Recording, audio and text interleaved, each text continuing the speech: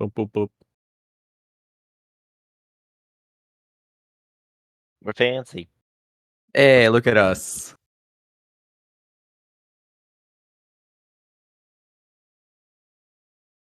There we go. Now I can talk without hearing double of myself. I had to mute that tab. But welcome on in, everybody, for the second official Awooters production. Yeah. Other than the D&D that we do every Thursday, this will be the new thing. Wanderhome. Every Tuesday. D&D is Friday. D&D is Friday. I play a different game on Thursdays. I play a lot of tabletops. Welcome on in, Rogue, as always. Bonking all of the knees, ankles, and elbows. Hey, Rogue Devil. To give everyone the quick overview, Wanderhome is a GM-less, dice-less game. Ignore these dice on the table. They have a purpose. A DM-less, dice-less game about traveling from point A to point B and the journey that we have during our travels. With me today is Yagoki and Ross. Yagoki, where can people find you on the internet? All over. I'm on the Twitters or whatever the fuck it's called now. I'm always gonna call it Twitter. Instagram, TikTok, and the Twitches over here. I have a Kick account. I'm probably not gonna use it ever. But they're all the same tag, Yagoki Wolf, and a random variety of games right now. I'm neck deep stuck in Baldur's Gate 3 in the third act, finally. Here on Twitch. All right. And Ross, where can people find you on the internet? Oh, here on Twitch, of course. Mubot did a good job of posting all of our Twitch accounts. I'm also on Twitter. I'm on Blue Sky. Ross the Bear, literally everywhere. I also have an Insta, but I keep forgetting to post on there. So follow it if you dare. That's a mood. It's supposed to be like my clips archive, but I literally keep forgetting to put them on there.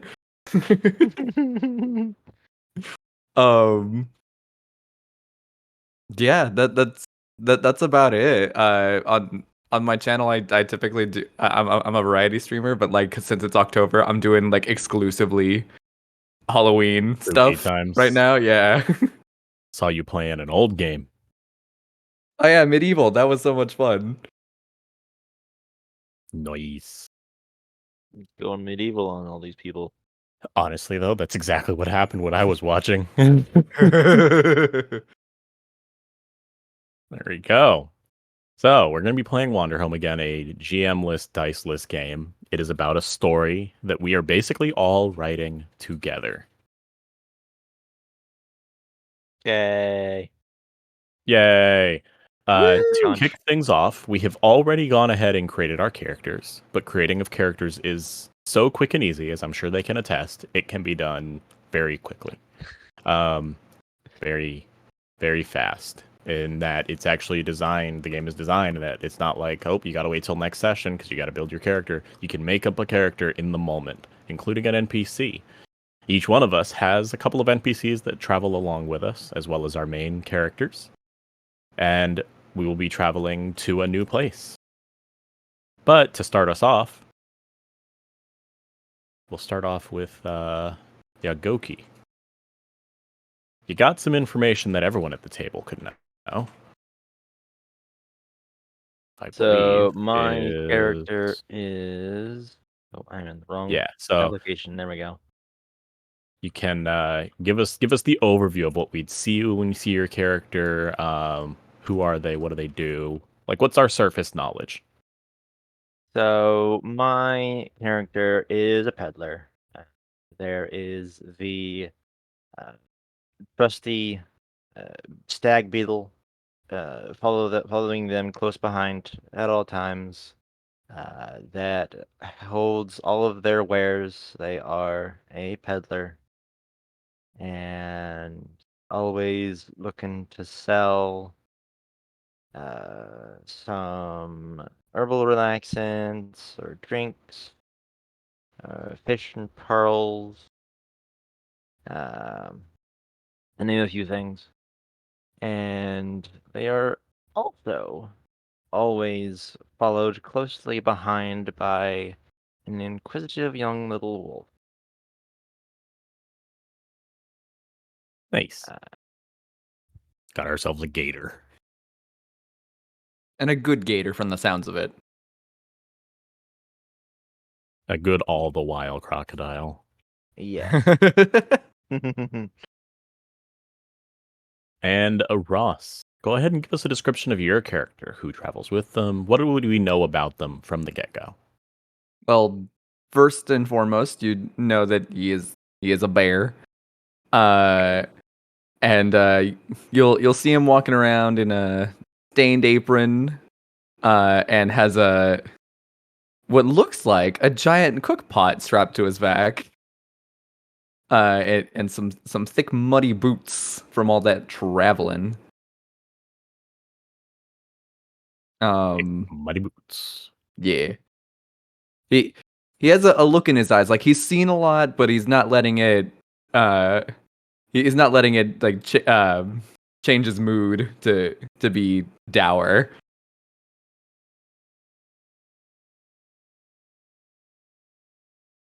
Nice. And then you've also got a companion with you. Yes. My wonderful Ward, I believe they're called. yes, my wonderful ward. I was like, it's not technically my daughter, but she is a rabbit. Her name is Rose. May or may not have been legitimately adopted. May or may not. She walks around with a poncho, the color of shadows, which I guess depends on whatever lighting you're in is what'll determine what the shadow's color is. And she's cheerful and imaginative. So you'll see her sort of bouncing up and down from time to time.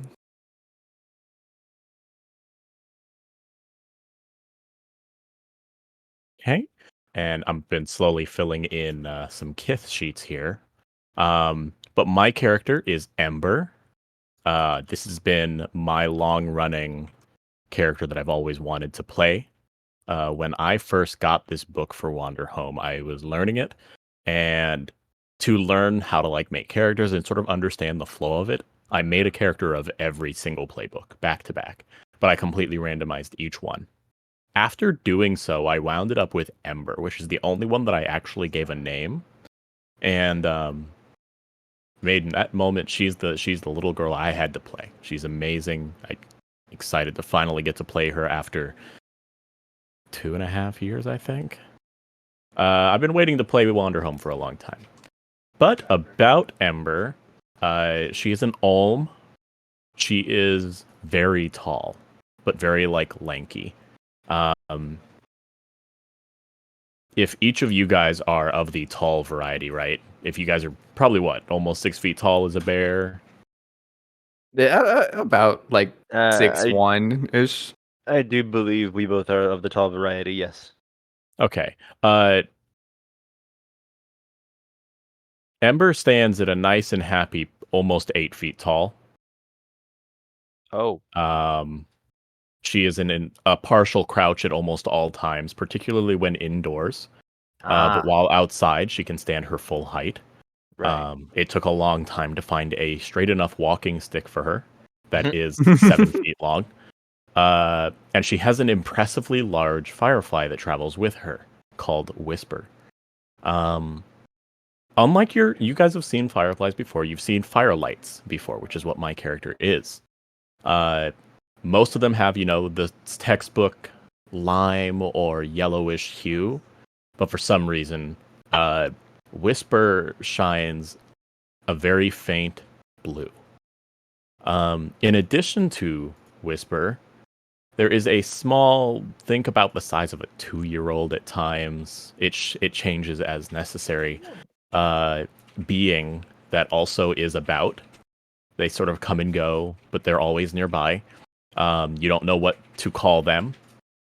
But Ember calls them Wisp. You're moderately certain that Wisp can transform, because Wisp is being addressed as such by Ember, even though Wisp looks different every time. Ember does just being blind as an Olm. She has no eyes, nor any facial features that would resemble where eyes would go, which is interesting for her to be your guide. She seems to know two things. One, where Whisper is all the time, and where Wisp is. And also who Wisp is. They are many-faced. That is a thing. So it is another trait similar to the traits of Whisper are luminescent and dead. So there's a lot to unpack there. She keeps a knee-high to her dress. It's got a really bad tear up one side, almost up to the hip. She carries a messenger bag, and her staff is attached to her wrist with a little rope, as is a dagger at her side, which is sort of around her chest, also attached with a rope. But she is your guide. So we started with Yagoki for character descriptions. Let's go ahead with Ross. Go ahead and tell us the two things that you would tell the table about your character. So the first thing is that Taryn is like you can like see it in his eyes. He's tired, but like in the single dad kind of way. But he's hopeful and kind of laid back. Those are the things that you gotta know about him. Let me double check here. Okay. And then in your case, your ward also carries two things with them. That is something that the whole table knows. Okay. So the two things. I know I mentioned the poncho. So I guess yeah, okay. She also has a scar on the nape of her neck that is quote mysterious. Mm-hmm, mm-hmm. And it came from an oracular and pensive god. Interesting. Okay. And then Yagoki, on your playbook here, I've gone to that page as well. Oh wait, last page. One that you'll never abandon, and one you parted with a long time ago. You would tell us about those things.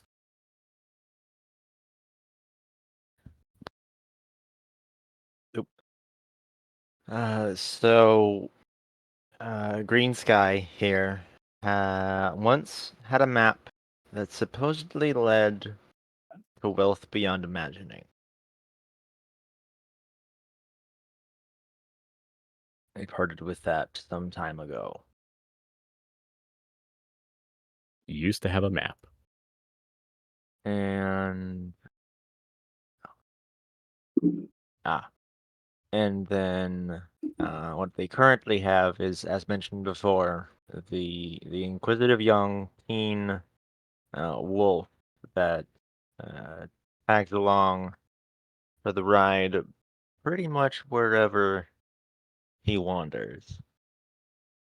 Very good. As for Ember, she has one thing that she keeps lit and one that died out a long time ago.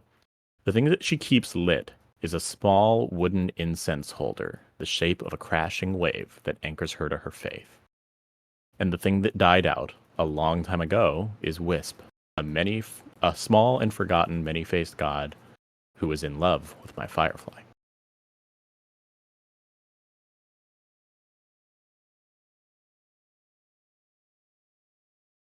Truly, There we go. kind of sad, but also poetic. Yep.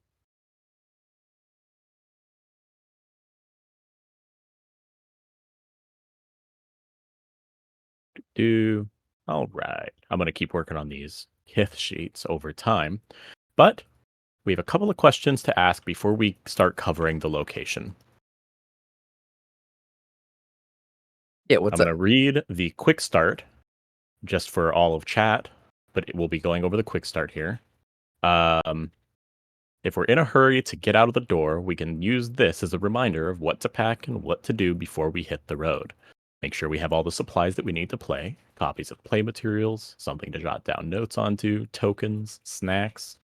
Read the opening paragraphs and cover the tools we have available to us.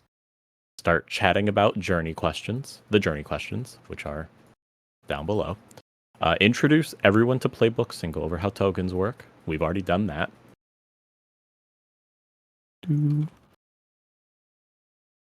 And pick out our playbooks, make the choices about our characters. We've already done that.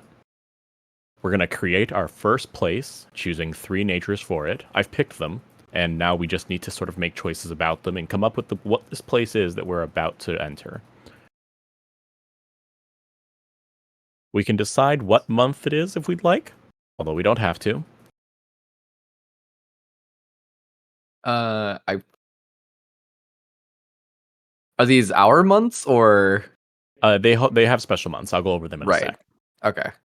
Describe a couple of Kith who inhabit that place and who are traveling with us, or who are traveling with us. So we've already covered the Kith that are traveling with us. When we go to make the place, we'll cover who is going to be in that place primarily, although we could find just about anyone there. After all, we're there, and we're already the assortment.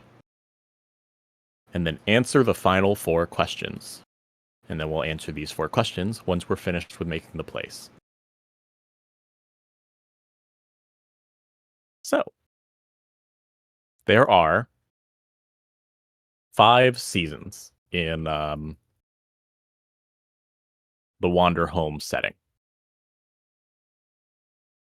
We have Leap. Leap is basically the thawing of winter and going into the beginnings of summer. Right? Mm-hmm. Is the beginnings of summer before, it really starts to heat up. Breathe is deep into summer, going late into summer. So like it's really warm, but we're in sort of the thick of it before we hit Silt. Fall, or like not fall, but the rainy season is Silt. And then finally, Chill is winter. Each of those 5 seasons has 2 months.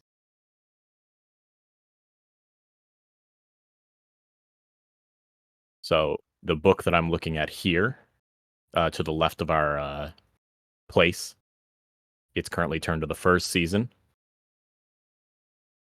And we're going to lock that. Till Sorry. Soil. I'll go over each one. Till Soil is the first month of the year in the season of Leap, after Chill has ended, when the ground is just warm enough for planting. Monsoon is the second month of Leap, when great rains come out and bring water to the heath, or Haith. I'm never sure how to pronounce this. It's spelled Hath, like with the AE. A. So Haith. Yeah, Haith. That looks right. That sounds right. Yeah. Next, we have Bloom Meadow, is the first month of Bright, when all of the flowers bloom and pollen fills the air. Then we have Devil Days, is the second month of Bright, when the sun's heat becomes near unbearable. We have Swarming, the first month of Breathe. Swarming is when the air is filled with the buzzing of clouds of bugs. Gatling is the shortest month and brings breath to a close with hot days and cool evenings. Firetop is the... Wait. Is that right? Yes. Why is this locked? Lock. Oh, am I going to have to lock each state? Hold on. Is that it? 2. Yep. Okay. I'll go do that later. So Silt. Silt Firetop. Firetop is the center of Silt, when the trees are so bright and red that you'd be forgiven for assuming the forest itself was on fire. We have Grasping is a cold and difficult month when the leaves have fallen from the trees and the silt air becomes uncomfortably cold. We have Snow Blanket is the calmer of the months of chill, when the snows are heavy and the air becomes so quiet at night that you can feel that you feel like you can hear the whispers of the world. And finally, Frostbite is a miserable month when the beauty of snow has given way to the uncomfortable presence of ice and frost. And then it loops back around to Leap. So it really does cover, the cold seasons, you've got the rainy seasons, but it's built around harvest a lot of times. We could... I like the I forget what it was called exactly. It was a gate something? Gatling. Gatling, The yeah. shortest month and brings breath to a close with hot days and cool evenings. It's probably the closest to our current season. Yeah. Yeah. It was like August, September. We're gonna Yeah, right around there. lock that. Okay.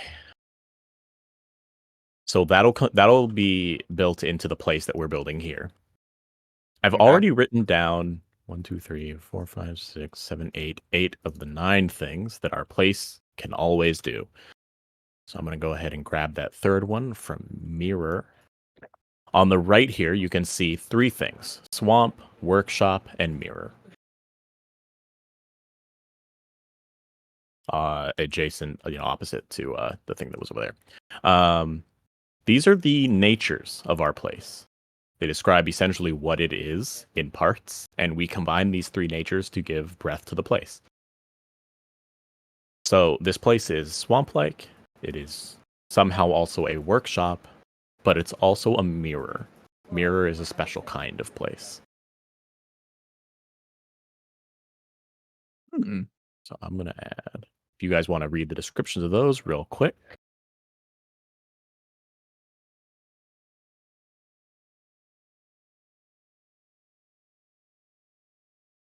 And I'll just leave that as a note since there's really not enough space to put the whole thing. But yes. Swamp, yeah. Swamp is a place where the air is as thick as the mud. A workshop is a place where fine crafts and wares are created and given life, and where people value their ability to breathe life into art.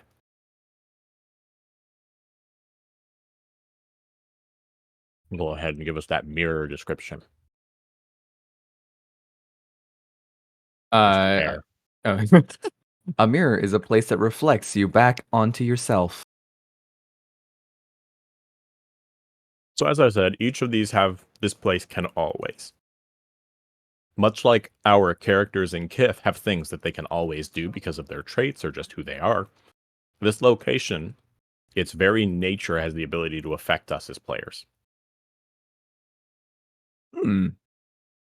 It is essentially a character, and people can basically say, can I be the mirror aspect of this place for right now? Or even all 3. And they can do something to another person's character or Kith based on the things that the place can always do. And it's kind of just the world affecting the player or the character. Our next up here is choose 2 aesthetic elements from each of these places. And we're going to combine these together and just slowly build out this place that we're going to be arriving at next. All right. What I'm going to do is I'm going to roll, ignoring doubles, 4 and 6 for each of them. 1, 2, 3, 4, 5, 6, 7. Because there's 7 but we're just going to skip this something else of your own invention. Keep things simple for now. But 4 and 6 is wriggling worms is a thing, and a cunning and tricksy spirit offering to help. So I'm going to write these down on our sheet. Could someone else roll for the next nature? Beat me to the dice. Nope. One fell off. There it goes. 3 and a 1.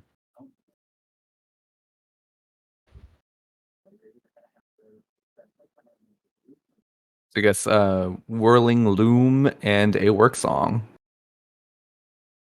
Oh, I know. Whoops, I'm looking at the wrong sheet.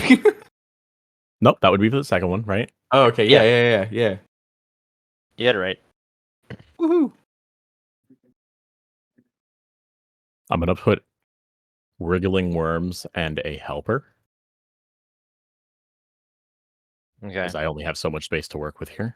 Right, yeah. And then The type space is not really conducive to these longer ones. you can go ahead and roll for the mirror aesthetic elements.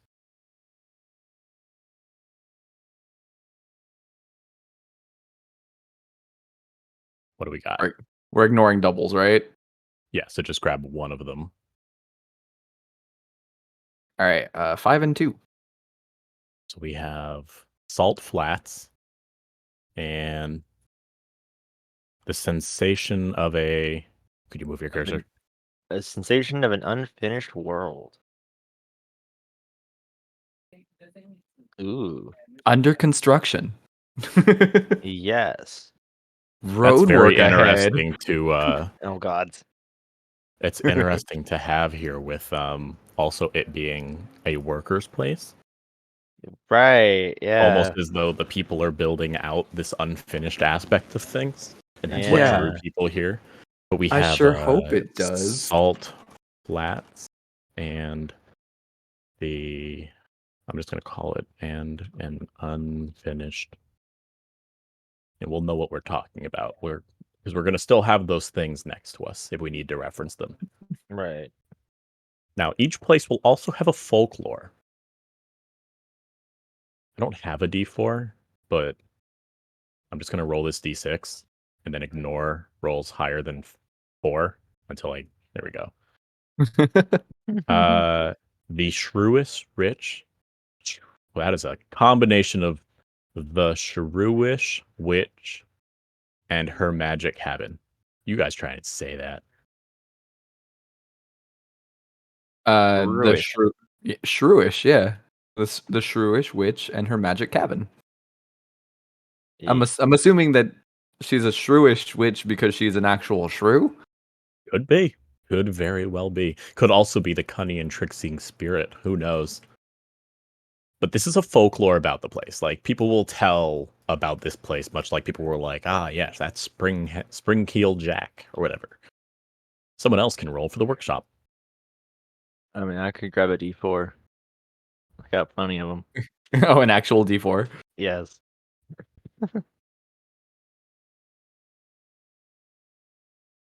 That's a 5. Or no, that's a 4. But That's we a 4. already got a 4. Let's do it again. 5. That's 6. This would be me. That's 5. Why are you rolling so good?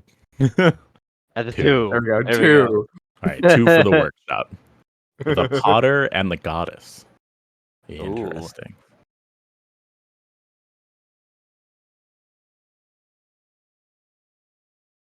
And then what's our last bit of folklore for this place?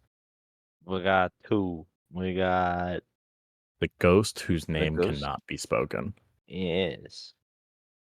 Ooh, that's spooky. I like it. He who shall not be named haunts Very these interesting. woods. So what are a couple of animal folk that we'll find here? What are the 2 most common variety that we're finding in this workshop mirror swamp? I'm thinking because swamp, frogs. Definitely frogs. Okay, we got some frogs here. What's another one? Maybe some snakes. Snack. Snake. Snacks. Some snacks. Yes. And if we find any, or feel the need to add them, we can add a little smaller Forgotten Gods list. We can keep that, please, for now. So what we're going to do is we're just going to combine all of this together. We got some folklore about the place. We got some aesthetic elements. We know its natures. We know what the place can do. So, how would we describe this place? Like,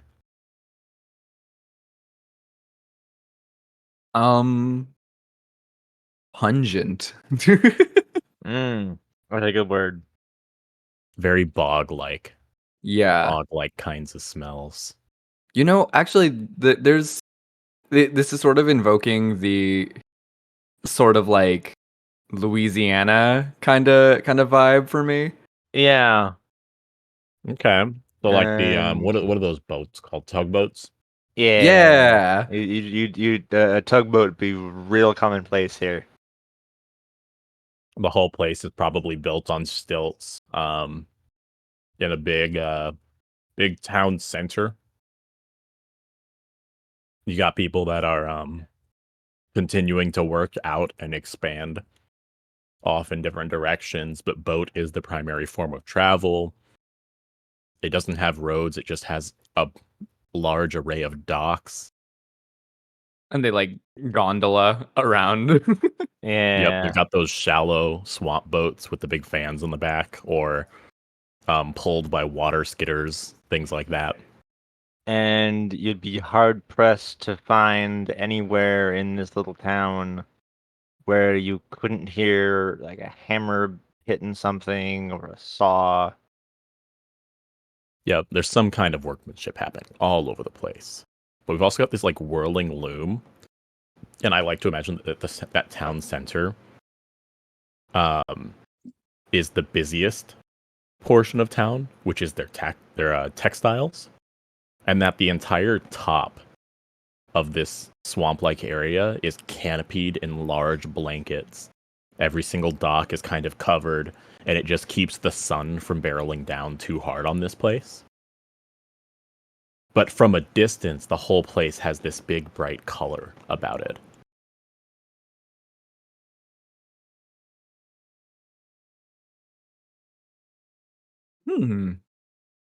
I like it.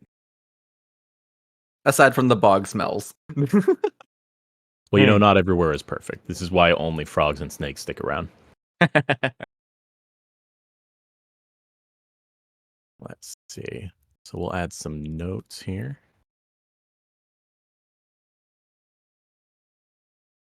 So we got bog smell.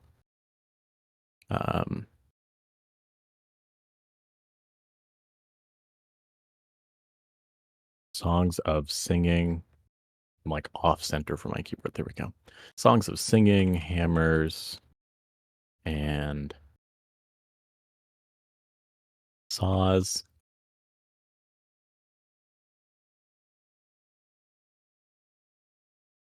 Constant workmanship.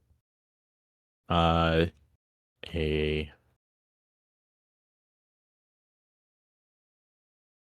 great textile I can spell industry. What else did we say this place had?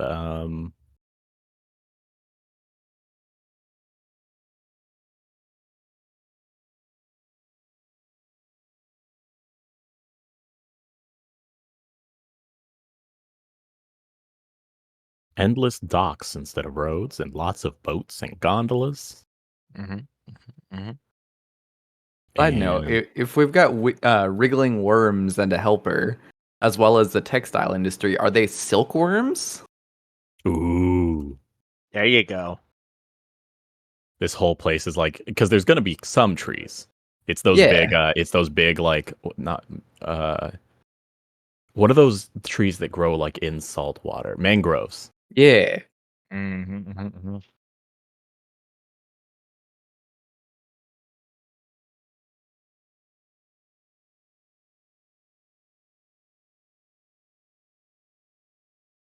There's your chance. Break some bark off of one of those trees. Because we've also got the salt flats, which also surround this place. So I imagine any water that is here is very salty. Mm. Yes. The Kind of named mangroves Atlas. are covered in silkworms.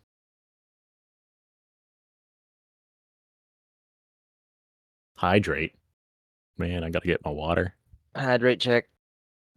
I have lemonade. I wish I had lemonade. What else do we got? World's looming help song, wriggling worms, and a helper, a tricky. What was it? I think that was the Two. swamp. Is it sweetened with honey? No, but it should be. It should be. We just got some really good honey the other day. God, I need to go buy another bottle. I use it in all my tea. That's what I had earlier was some tea with honey. A cunning and tricksy spirit offering to help. They're kind of there. They've got a reputation. There's talk about whether or not they are the shrewest witch, or if that is someone else. They never say one way or the other, neither confirming nor denying, Yeah, being all mysterious like. that'd be a notable case. Yeah. And then there's also this ghost who cannot be named. But because the place is being worked on all the time, I imagine that that's what really gives this feeling that it is unfinished. Mm-hmm. It feels, Mm. everything gives the feeling of something that is still being built. It is constantly under construction, much like most Constantly under progress. city roads. Yes. Or highways. Constantly under highways. construction. Yeah.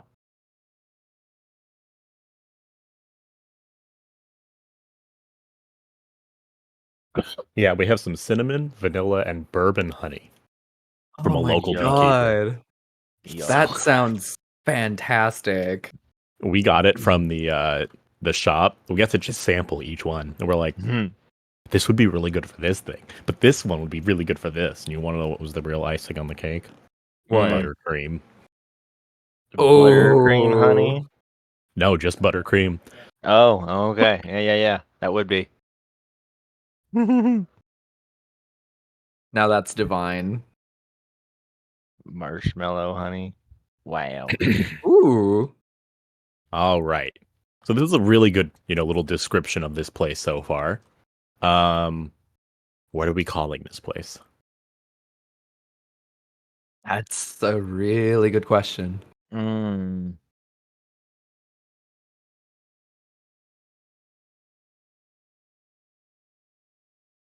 Um, I'm kind of leaning towards like something that can loop endlessly, almost like the hero's journey is actually a loop, but then tying it to a mural. Like it's a constantly being written and rewritten story of this town. hmm.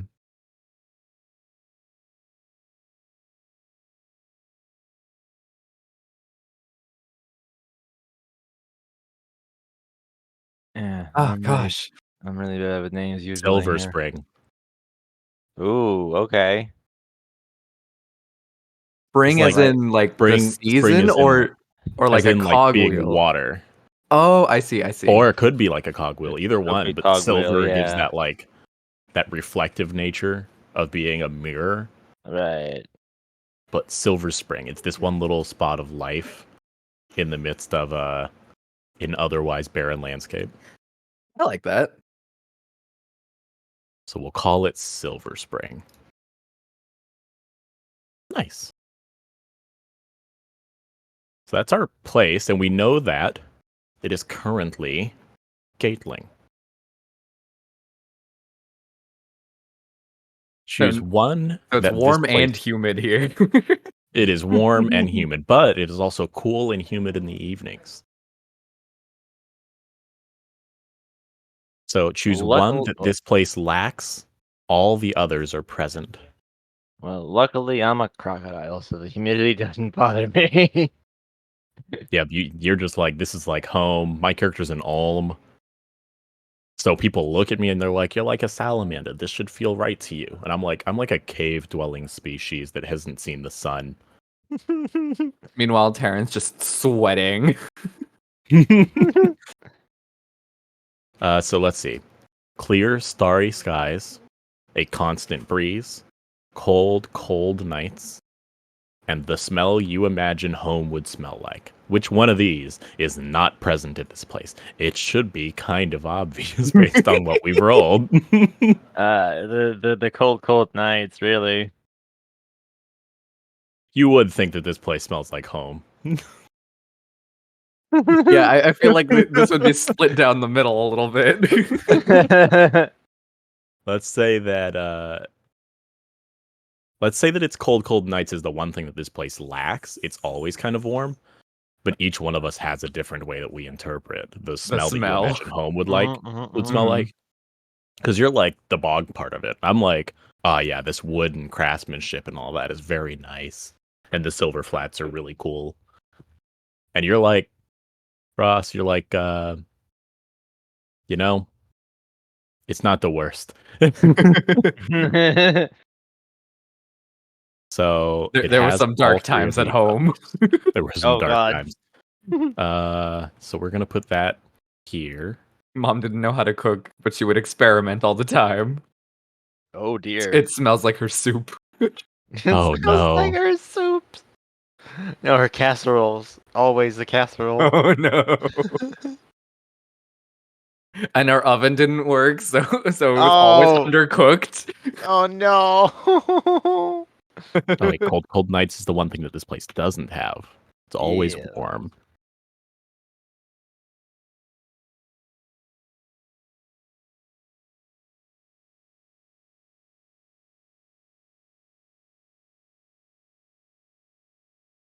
So these are three things that this place has because of the season. And then we also choose 3 of 4 signs of the month that can be found at this place. 1, Okay. 2, 3, 4, 5, 6, 7, 8, 9, 10, 11, 12. Ooh. So we'll do 2d6 minus 1, because that gets rid of the something else of your own invention. Fine by me. Because 2d6 max is, or minimum is 2.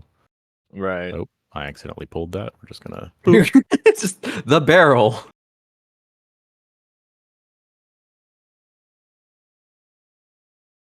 So That 6 is 1. 6.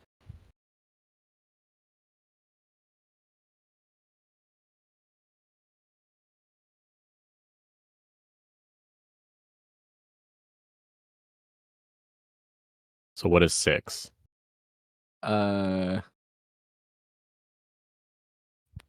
Sweet treats. Ah, yes. Because it's always warm, they can always have caramel cooking. Yeah, that makes sense. Yeah. 10.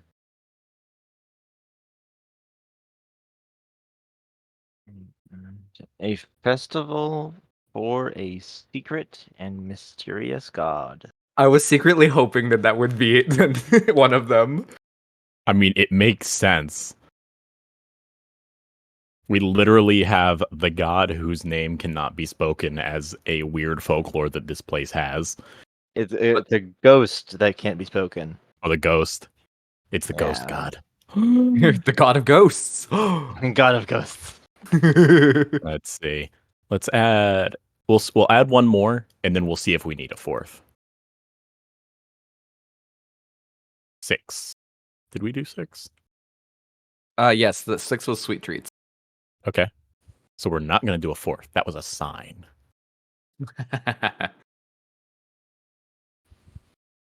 11. Not enough time for everything you want. Oh, so this place moves fast. As the days get shorter, everyone's like, I can't get done everything I used to get done. There's not enough daylights.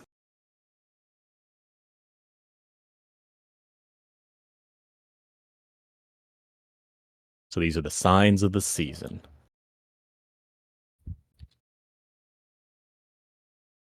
All right. Every time Gatling rolls around, ask the table, are you rooted? Mark a moon for each person who says no. Once 5 moons are marked, that means a fleeting Gatling phenomenon this year. A fleeting Gatling. The moon of Gatling is short, sometimes so short that you feel like you missed it entirely. When this phenomenon occurs, Gatling came and went while you weren't looking, and the moon dance is starting. So it kind of like how far into the season we'd go. We're just going to start on right at the beginning of the season. It will, because each of the seasons will have a question like that for how far into the season is it by the time we're done traveling, basically. Ah. But we got ourselves Gatling, and our place is done. We have Silver Spring. I'm going to make this 2 words. Silver Spring. Good name for this place. Kind of pulls it all together. Yeah, good job, guys. I feel like I really know this place. Honestly, I could imagine it. And that's a good Yeah. step. Yeah. All right. So that being said, we can basically jump to our final 4 questions because we've done everything else on these sheets.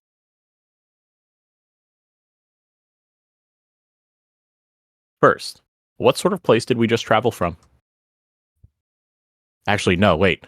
We'll skip those questions. We still need to do ask one to the left and one to the right. Yes. I almost forgot.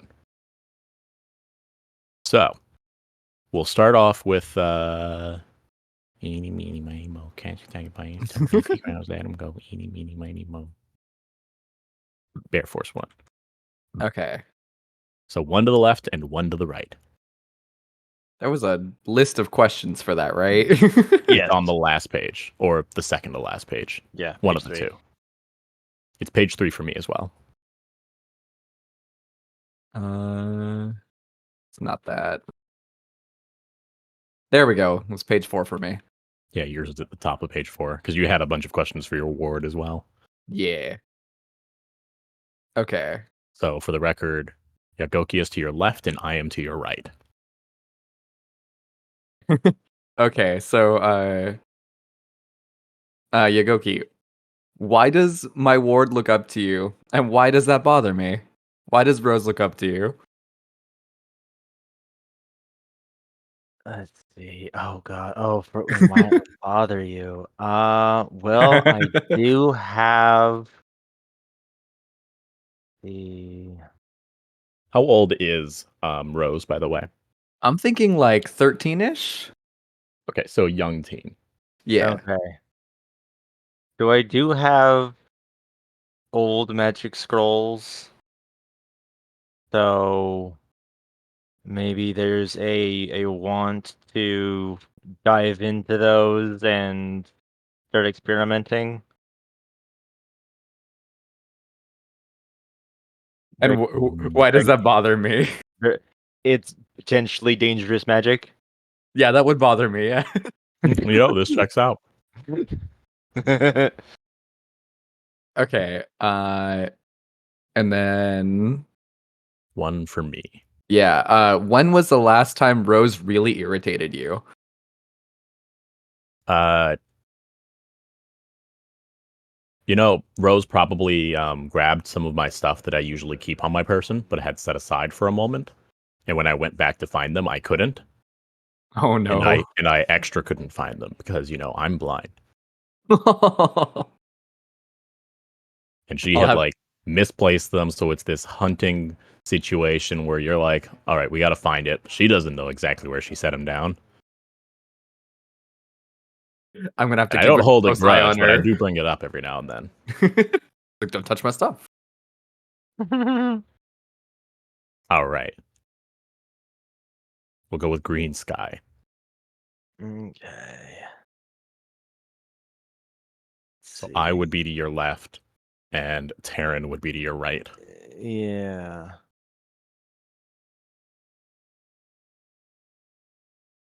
Theron, why did we start traveling together all those years ago? Oh, all those years. All those years. We started traveling together because we both had people to look after, and I am a surprisingly good chef. That checked out. Guys, we're just a couple of dads. Just Exactly. couple of teenagers. Basically. right. And then Ember. See. What do you give me that I can't get anywhere else? Hmm.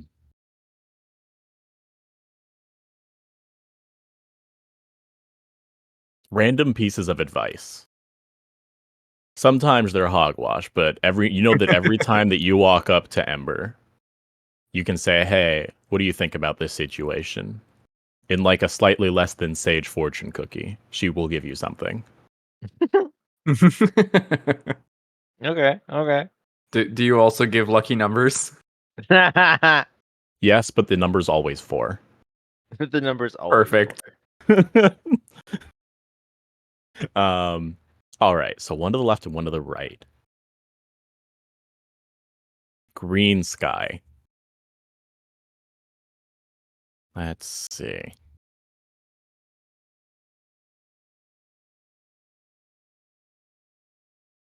Why does my firefly like you so much?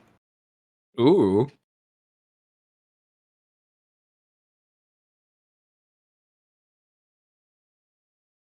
I don't suppose it's me that it likes so much more as my trusty beetle back here. Is it usually has a lantern that I keep lit most of the time. Lamp. Most of the time.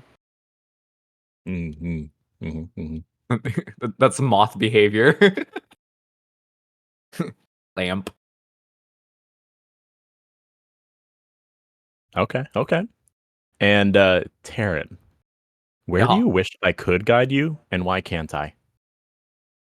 Oh. You get the deep question. Oh gosh. Where do you wish you could guide me but can't? Um Yeah, where do you wish I could guide you, and why can't I? I wish you could guide me back to the friends, or back to the parents of Rose, but you can't cuz they're not around anymore. Mm-hmm. I miss them dearly. Okay. All right. So that sort of ties all of our characters together. Just make a mental note of those things. Let me see. I'm going to.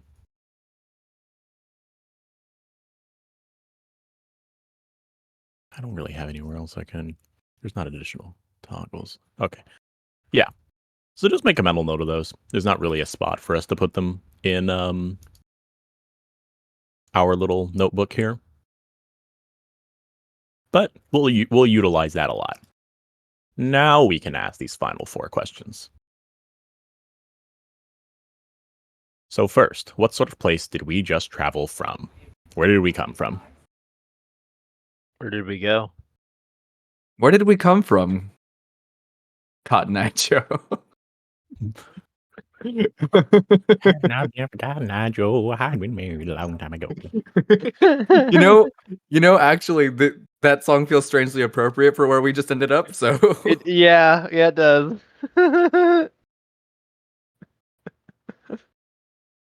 Let's see. Where did we come from? So I I mean, if guess we're going to use that as inspiration, Let's see. Long trek across the salt flats that surround this place. This is the oasis of the journey thus far. Utah. Got it. Oh gods. Oh no. We hail from Utah. Do we feel our journey has been long?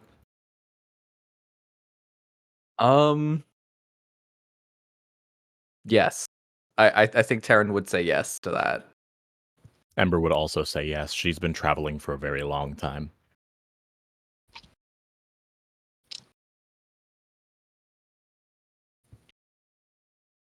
What's Green Sky's thoughts?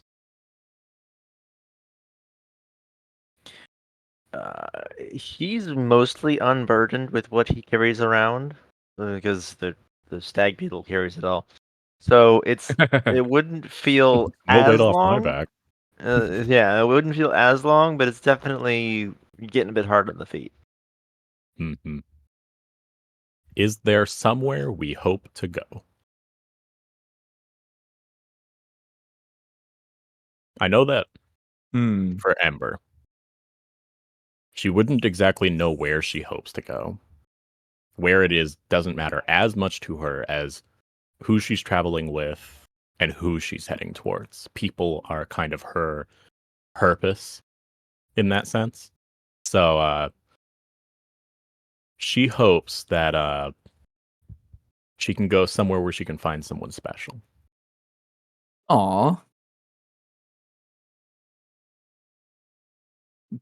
Taryn, more than anything, wants to find a good environment for uh for Rose. However, is wary of the implication of the mysterious scar and the god who gave it to her. Mm-hmm, mm-hmm.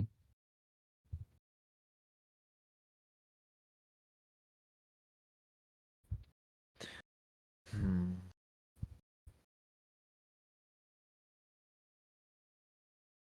I suppose for Green, it's a want to find a good spot that has like connections and a fluid flowing trade route uh to set up an actual shop.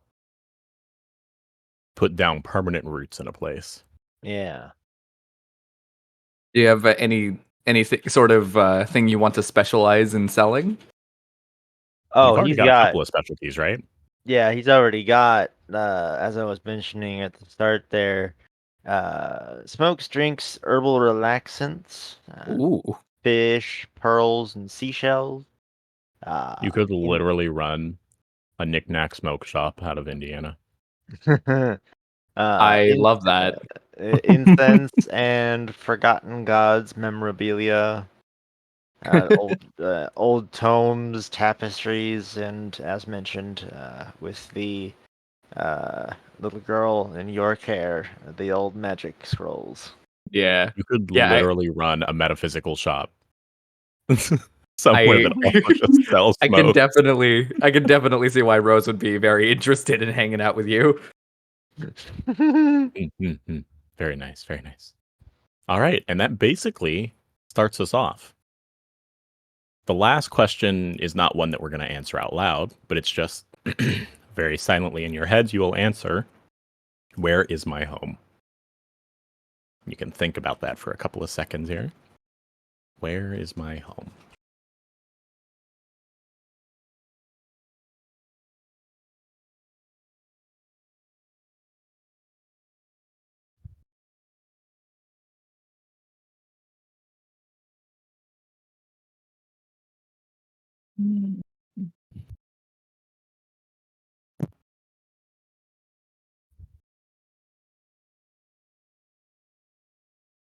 All right, let's pick things back up.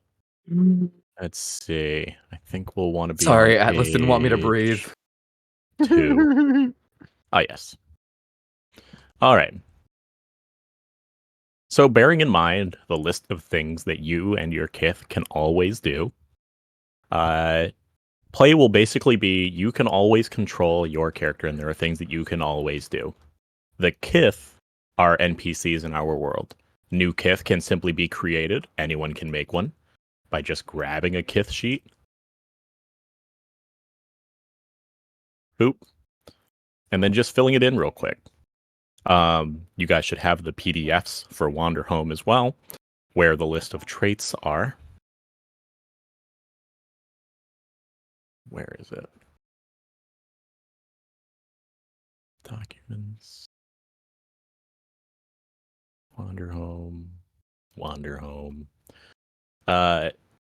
Traits are where your Kith got their, I can always do this. You usually pick one or two of the things from that. And as they develop as characters, maybe they'll add more traits to themselves.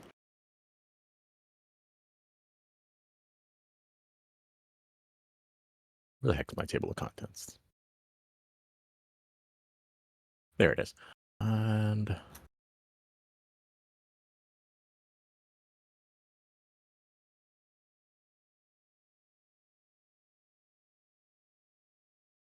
all right. So I still have to fill in some of mine that my character can do. But anyone can, so for like Wisp and Whisper, but if you guys turn to Many-Faced, Luminescent, and Dead, you can see some of the things. I just haven't picked which ones. For you guys already have. And you can list those. They're listed under this Kith can always, and there's two options there for, what's his name? Keen Rain. And then Rose has 4 things that she can always do. And Yeah. Kith can kind of just be swapped between us as players. Each one of us can play them, especially if we want to, for example, have Rose interact with Taryn. Yeah, Taryn. Someone could play as Rose and sort of just borrow that Kith sheet for a little bit.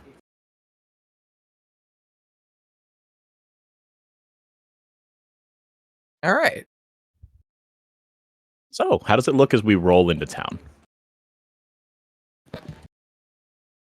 I'm picturing kind of late afternoon. The sun's not quite setting, but it's starting to hang kind of low. Starting to turn those oranges and yellows, but not quite to the point of being the purplish hue yet. Exactly. Okay, and we sort of roll on in. We've been traveling for a little bit, possibly most of this season since it's a short one, as we've traveled these salt flats. We find ourselves in front of Silver Spring. We knew ahead of time that it was going to be a place of mostly frogs and snakes, and we always found it interesting that a place that would be populated by snakes, of all things, would be very well known for its handiwork. But they find their purpose. And for this final leg of the journey, there's probably a few boats helping us out. Because you got us in a boat, and then they probably have a really big gondola that's pulling the big beetle. Yeah, it would need its own. It would need its own boat. Is the beetle comfortable, or is it nervous? It's a bit nervous on the water. Not gonna lie. Yeah. The beetle would have his own Kith sheet, actually, if I remember right. I think Because there he was has his own mention- qualities. Let me see. It's on page 2, I think. You have a sturdy and resolute beetle that has Ooh. these particular wares. So if you want to start working on a Kith sheet, that is So, where did those come out of? There. I'm just gonna move this out here. You can.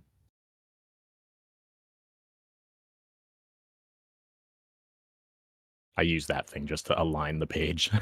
Right. Yeah. I'm gonna unlock mines once I'm done typing on them. We can leave the extra sheets off to the right here, as we're not using them, Yeah, that makes sense. because anyone can sort of grab one and play them in the moment.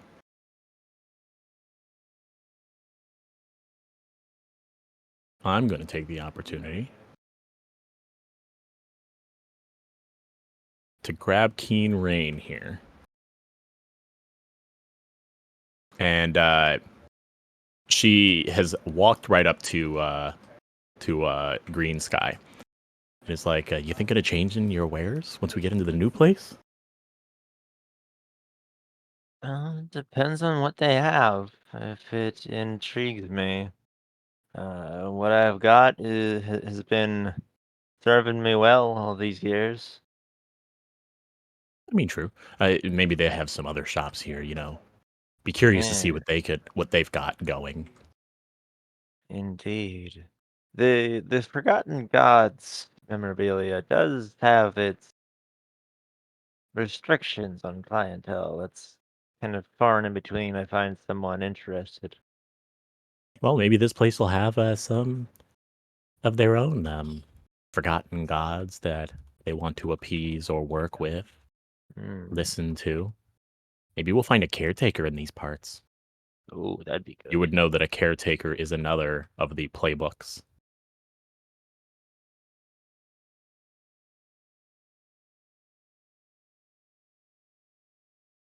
Let me double check. Oh no, don't mind me. Oh. I'm gonna look up Inquisitive real quick. Click. Okay, cool. So they continue perusing about. They're kind of going through your wares and taking stock. They've got their own little notebook that they keep notes in.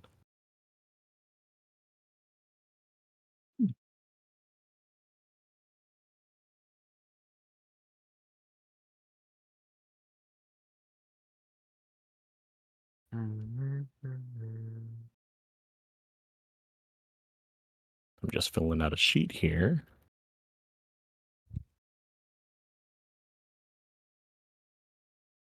Actually, I'm just imagining like Rose is like got like one hand kind of like playing in the water as the boat's rowing by, and Terrence is kind of like arms crossed, just like kind of watching.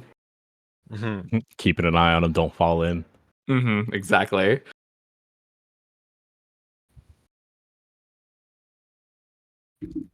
I'm just throwing together a kith real quick.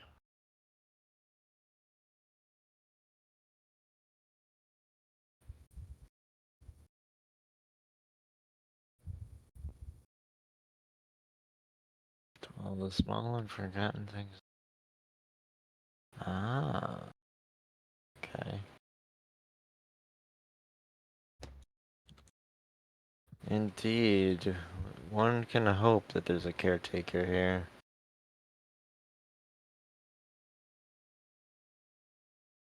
All right. Would be his final response back after pondering it for a moment. Very nice. Perrin, you feel someone tap on your shoulder. The boat gives a little jostle as it happens. Taryn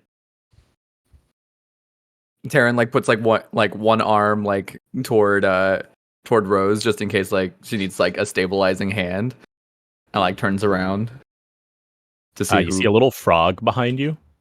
You almost forgot that he was here because he's very quiet. And you can tell that the boat jumped for just a little bit because he had to jump to tap on your shoulder for a moment. Oh. So he kind of hopped up, tapped on your shoulder, and landed. And you felt a little jostle in the boat. But he goes, we'll be reaching town soon. Wonderful. Do you have any recommendations on where we should stop by first? Well, it won't be hard finding some room and board. Yeah, you'll probably want to get yourself some food. I tell you, the sweets around here, you can't find them for miles, and it's not just because there's not a town for miles.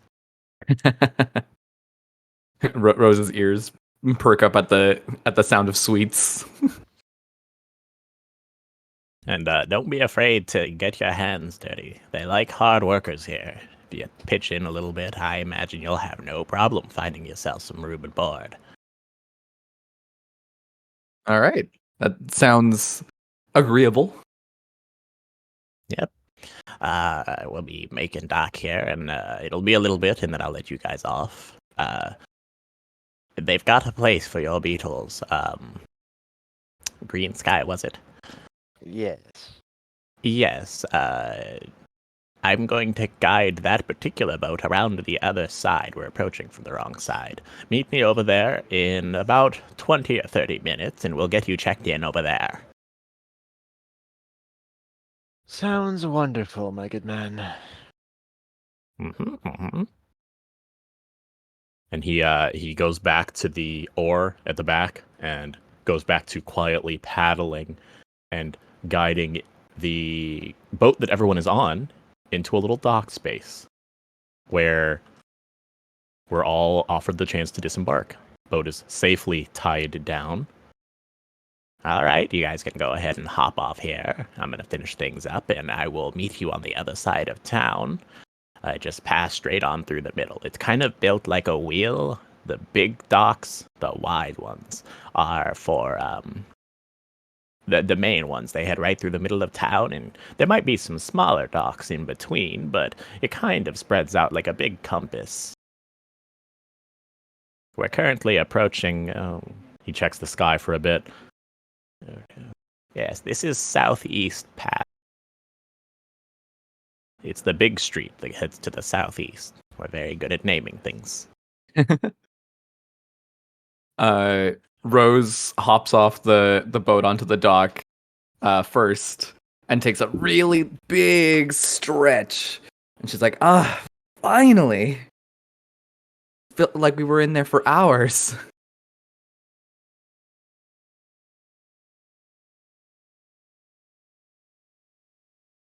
Ember would disembark. It's currently daytime, and during daytime, Whisper tends to just clamp onto the back of... Whisper tends to clamp onto the back of Ember, kind of like a big backpack. That's cool. And Wisp, of approximately the same size as the Firefly, is sort of just nearby.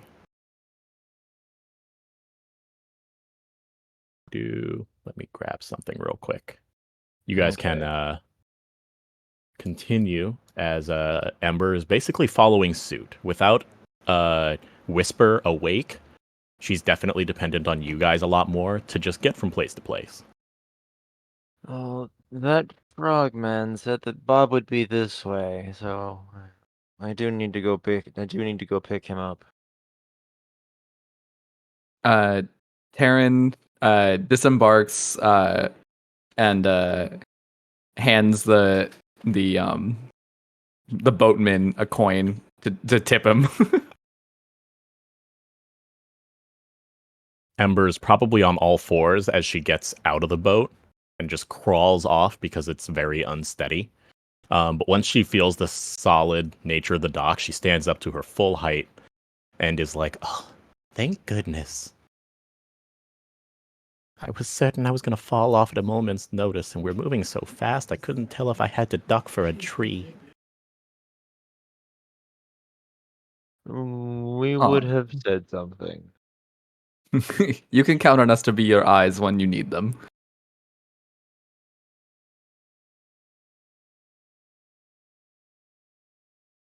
All right. All right, so Green Sky, where was it you needed to head again? The frog said that he needed to swing around to the other dock to get Bob off safely. All right, let's head over there before we make him wait for too long. Yes, you're gonna head straight forward to the center of town, and you're not gonna go in a straight line. You see, you're gonna go because this is southeast. You're gonna head toward the center, and then you're gonna head to North Road from there.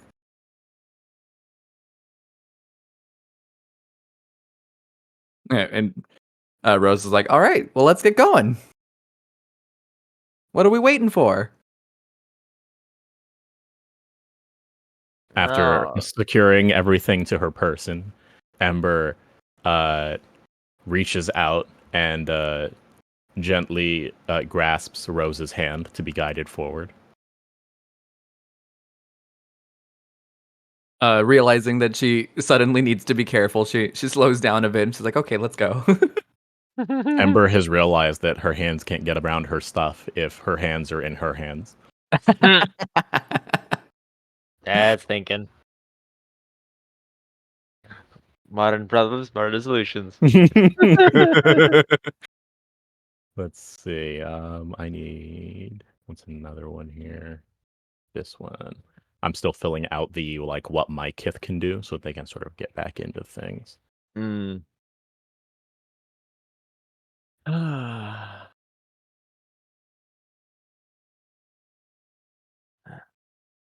So, as we're walking through town, there's the hustle and bustle. There's a shout over here about the loom. Something over there about needing nails. We get to the other dock, and the wobble deal was usually pretty sturdy, but the boat, same with Ember, just not agreeing with him. What's wrong, Green Sky? Would you have preferred to have swum there? Swam? No, the beetle was. Oh, the beetle. Okay, whoops. Yeah, the beetle getting off of the boat is not as steady as they usually are. Well, the beetle is still on the second boat and is getting ferried around to the other side of town so that they don't have to pass through the busy city center. Ah, okay. So you're currently headed to the North Road, the end of North Road, where they apparently have something of a stables for large beetles like these. Okay.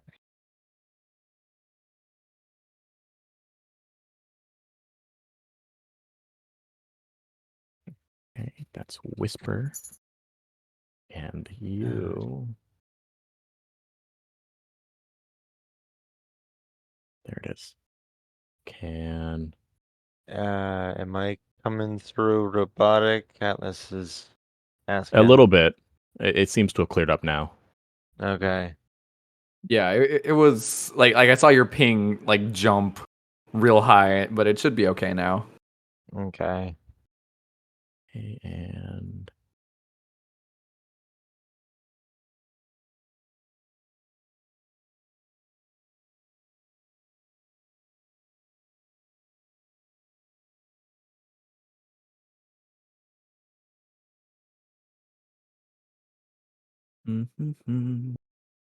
There we go. So both Whisper and Wisp.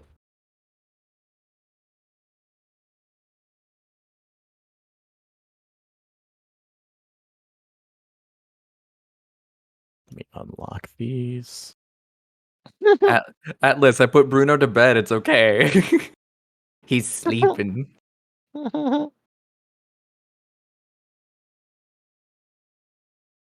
There we go. So if anyone wants to play as either of them, they can do so. And I'm also done with the dock worker for now.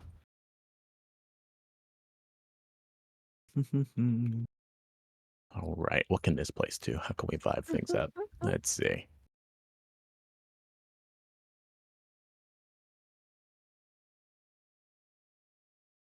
Cool Mom continues being cool.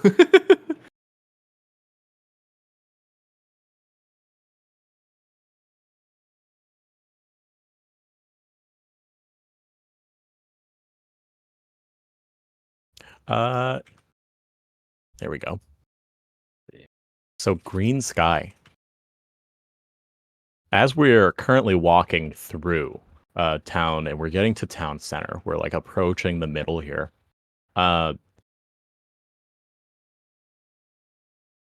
You see that like as we've traveled, you know, it's very shaded.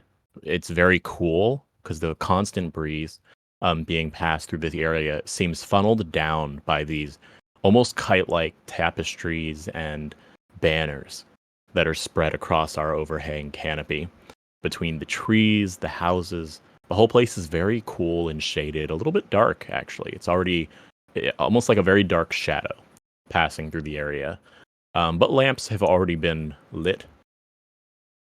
And you realize as we're traveling that logic would dictate that as we reach town center, things would appear older, more set in place. But the tapestries above your head appear that they are as new as a lot of the ones from outside. And you get the feeling that everything is constantly being recreated here. As you see us approach town center, you can see the big textile mill with rolls of fabric going in and rolls of more fabric going out. And you get the feeling that, like, a lot of it's probably to be sold and transported to other areas, but they probably redo a lot of their work in much the same way.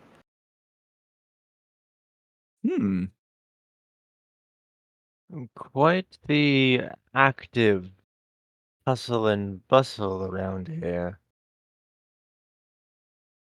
In a strange way, I could see why people would get used to that sort of rhythm. Yes, it certainly sounds like it. Are there just no roads here? I Unfortunately, get the no. feeling that I've been walking on wood for a while. You have been. And it Ember will walks continue to barefoot be everywhere. so. Oh no. Got And it. it will be, and it will continue to be wood. I There might are have no to get roads. some temporary shoes. I don't want to splinter. There are no roads, only waterways. Waterway. Oh, right, because of the boat. Yes. At this point, it's a little bit. It's getting a little bit later in the evening. But you know, it's not to the point where it would naturally get dark. But now that we're in the shadows of the canopy, is what I'm going to call it, of tapestries above us, a faint blue glow illuminates from Whisper. And you can tell that Ember immediately takes notice as well, sort of reaching back and scratching at the base thorax just a little bit, much like you would imagine a person would like scratch the neck of a dog or something like that. But it starts to glow a little bit, the wings open and close, and they seem to be waking up, perceiving it to be a lot later in the evening than it actually is.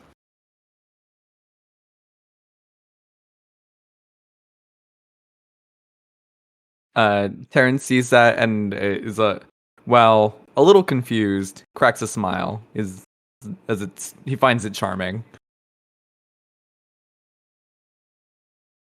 Sort of flittering out and walking down her arm.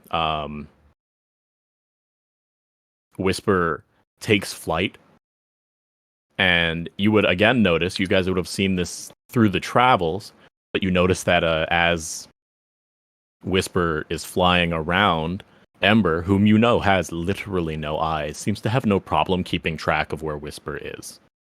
And Blind sight. Whisper starts flying forward and then cuts a little bit to the right after reaching town center. And continues down another path. Seems to be leading the way. And we get a sense that Whisper knows where they're going. They're certainly going somewhere. You're also pretty certain that this is the path that you were being told to go, because it was not straight on, but just to the next road over. So this would be North Road. But you're not quite sure where Whisper's going, because, you know, Whisper was asleep when we rolled up in here, and was asleep when you were given directions. But they seem to be leading you somewhere. Well, it can't hurt to follow, at least for the time. I like jostle Rose a little bit to snap her out of staring at all the tapestries, so that she doesn't fall behind.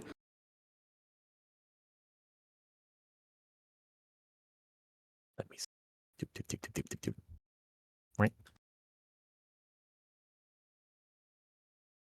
Coming along, Keen Rain. We don't have time to ask the patrons of the town all the questions at the moment. I'm going to borrow Rose here for a moment. Go ahead. Oh, nice stack. It's dangerous. You noticed. I'll be quiet.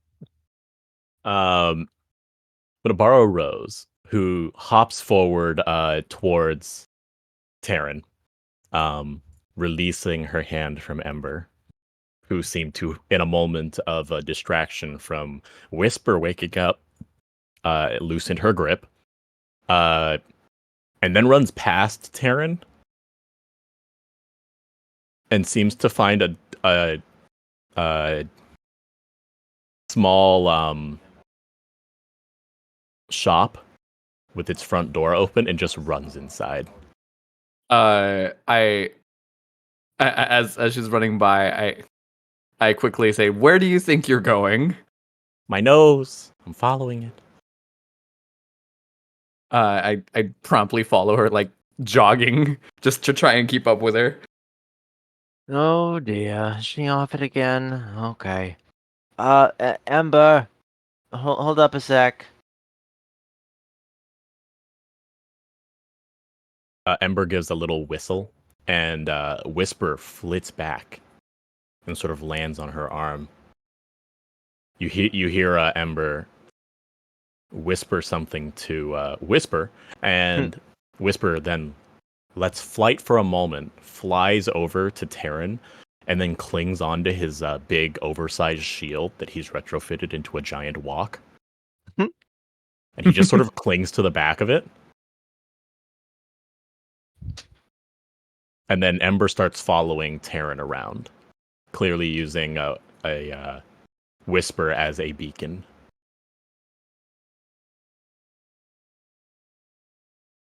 So now I'm trying to also keep line of sight with with both Ember, Well, Ember and keeps up with you just and fine. Rose. She's got Okay. she's got twice your leg span. That's true.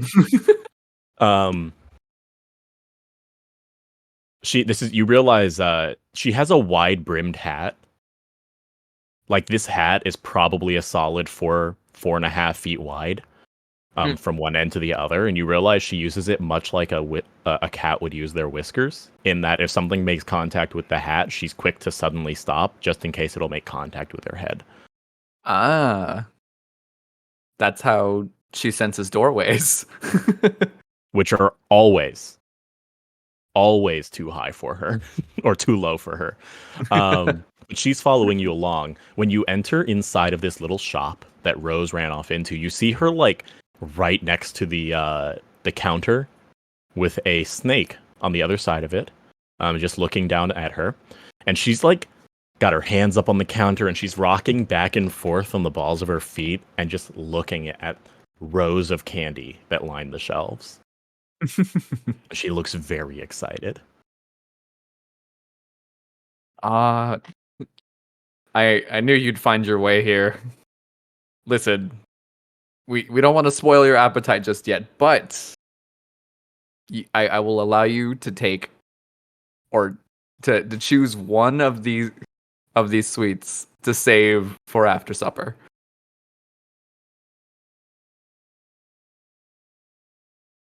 Okay. As you're doing that, Ember kind of rolls up behind you for just a moment. Give me a sec. Go there. Go page 4. Yes. Ember rolls up behind you. Points off to Rose, or at least the direction she thinks Rose is. She's not off by too much. And it says, "Do you need a hand?"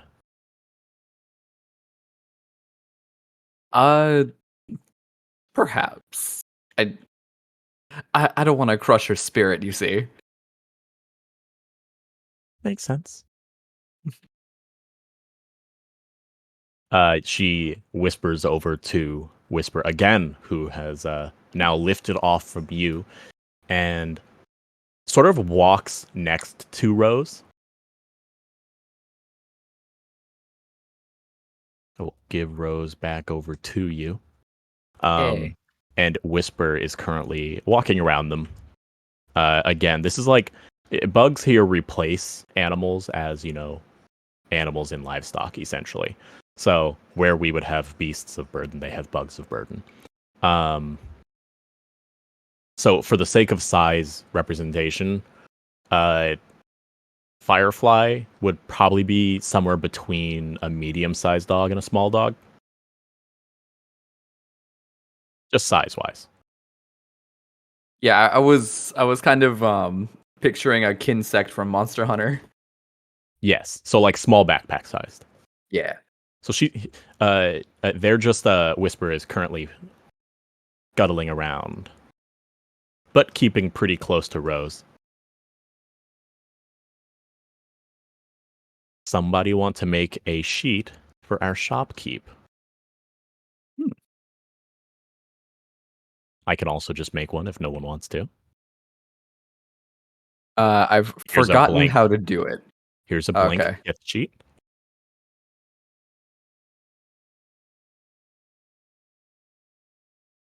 If you drag it, it'll realign if you drag it over your playbook. Ooh. And then, yeah, you can stack them.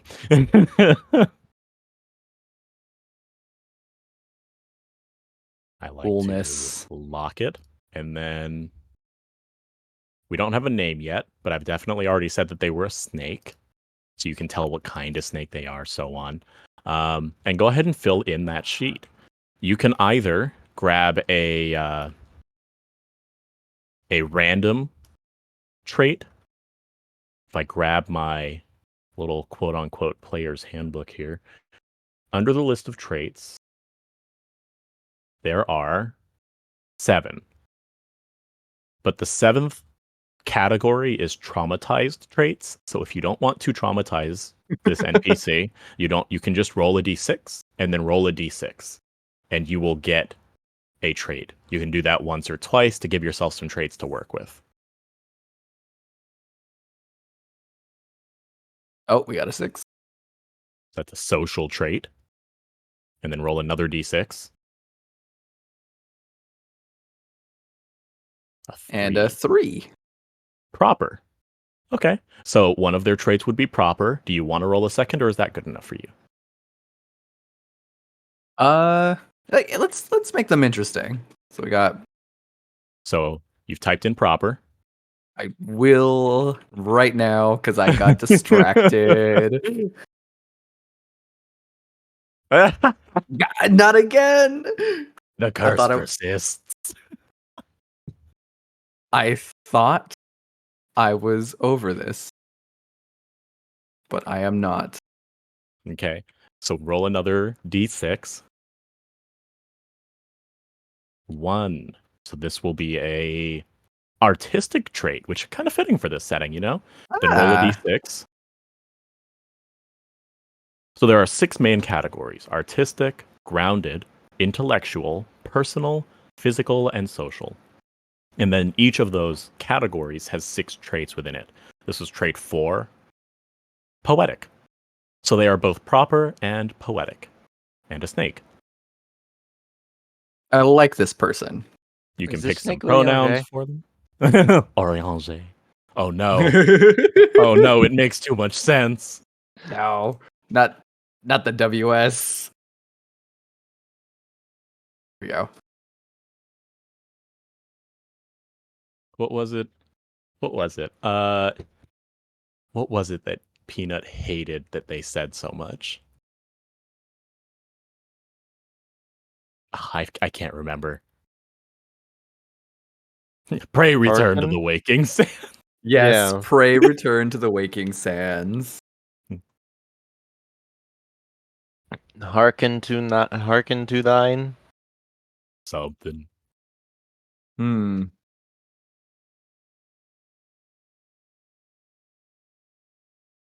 All right. And then do you have your book open to the list of traits? I could in but a moment. because we know they're proper and poetic. For each one of those, you'll pick one or two, depending on what makes sense, that Kith can always do based on those traits. I'm going to list under details, candy shop owner, while you pull up your character book thing. Okay, here we go. So what are some things this Kith can always do?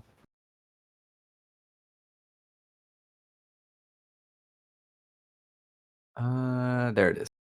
Okay, so they can explain how things have been handled in the past.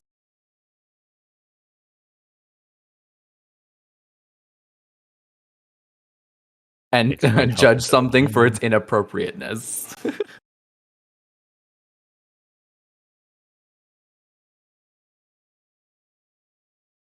Uh-huh. Okay, and then the other one was poetic, Yes, poetic. which was an artistic trait. It's Right? on page 115 of the book, not 115 of the PDF. Right. So If you go to 115, you can usually scroll backwards or forwards and find what you need. yeah, here it is. Give advice on what someone else should say.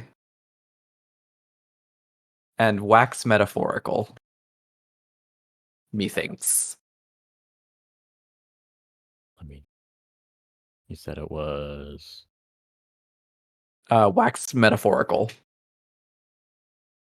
wax metaphorical.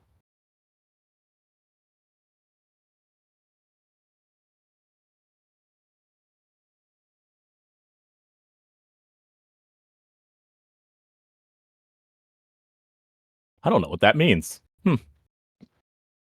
We could do the other one instead. Yeah, I don't. No, I I'm don't just curious understand. how we'd interpret it. I'm very curious. So Yeah. wax metaphorical. Give advice. Okay, cool. So that's a couple of things they can do. And then you can go ahead and give them a name based on the weird stuff that you got for this particular Kith.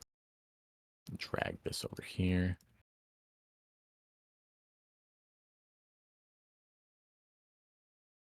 You know what? Here we go. Okay, if you right-click on a Kith's sheet, one of the lower options is Kith name here, so that you can see which Kith that is without having to click all the way to the sheet. I'm going to call this one Wisp. His name is Welvin. Like Welvin. Melvin, but with a W. Nice. Love it. This is Wisp. This one will be Clarence.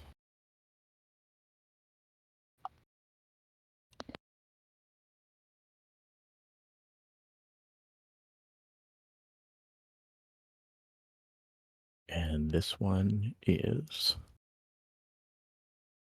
Whisper.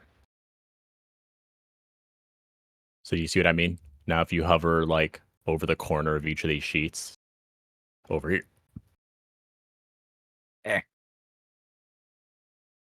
Just hovering over them will tell you the name. Oh, cool. If you right click on your Kith sheets, down below, there's Kith name here and a sheet for keeping track of a Kith that you meet along your trails. You can find traits for them on page 113 of the core rulebook. And you can change the name of your Kith. Bob. It'll help us learn their names a little faster.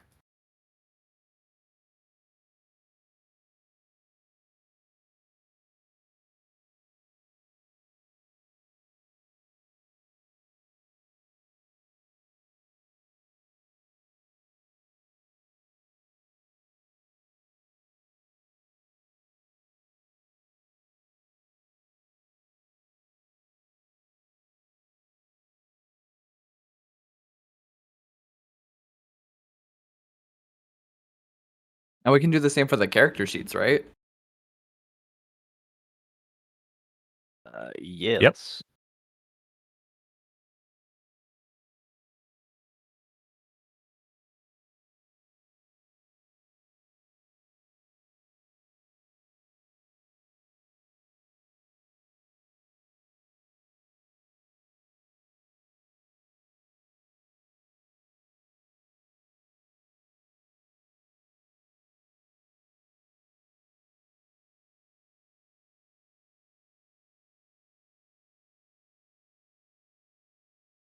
Oh.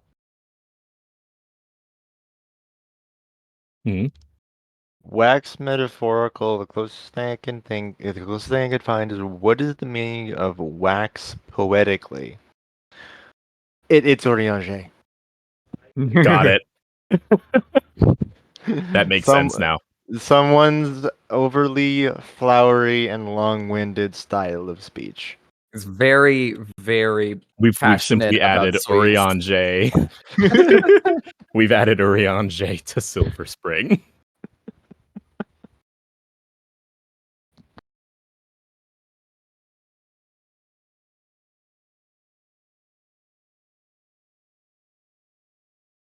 He went to college to learn how to make candy.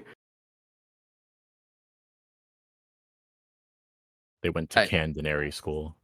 Candenary school.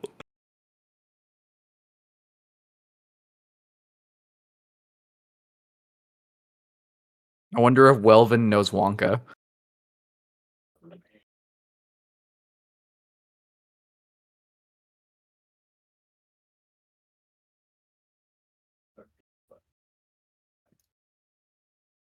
And that'd be Blanca in this universe. Like from Street Fighter? Yes, let's go with that.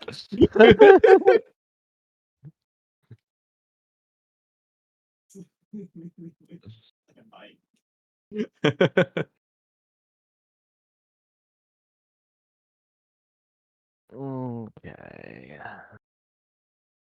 Well, hello. I'll take over the shopkeeper here. Oh yeah, you Uh, can go ahead and grab Welvin if you'd like. Well, hello, little one. Might I be able to help you with this eve? Um Foxy, do you want to stay on Rose or? Did you want me to take over Rose, or did you want to play as Rose? Oh wait, do I Either one's already have fine. Rose back? Okay, no, I can do Rose. Like, oh my goodness, there's so many wonderful, brightly colored treats in here. I couldn't possibly pick just one.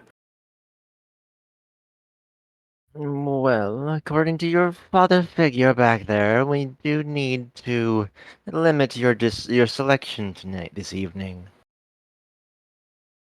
Taryn mouths thank you to Welvin. Oh well, what's the most popular candy for the children here? Well, the saltwater taffy does do wonders for sales. It's usually the one that I have a trouble keeping in stock long enough. Uh, I'm starting to have to order double batches. That sounds perfect. Can I have some? Well, we do have a variety of flavors. The simple saltwater. We do also have the more of a caramel, and I do believe we just got in some apple. Her eyes widen. I love apple. Very well. And he walks over, or grabs a single piece, and puts it on the scale. Okay, let's see. And then his eyes meet Karen's. Ah, that'll be just a single silver. Uh, Taryn, You got it. look. Yeah, he looks down at Rose, whose eyes are like completely like sparkled up right now, and he sighs, uh, and gives up the silver coin.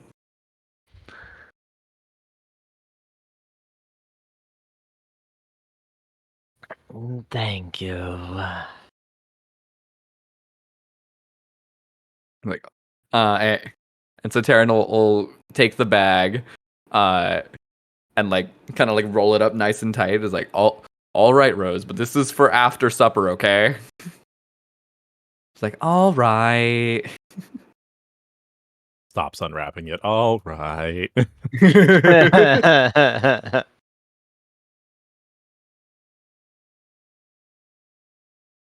There should be a way for me to... Where is it? Actually, I'm just Googling something real quick. back over there in the pile. Oh, did you name Welvin on his sheet? Yes.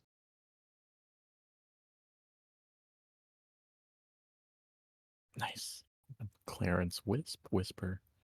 Bob Keen Rain. Taryn.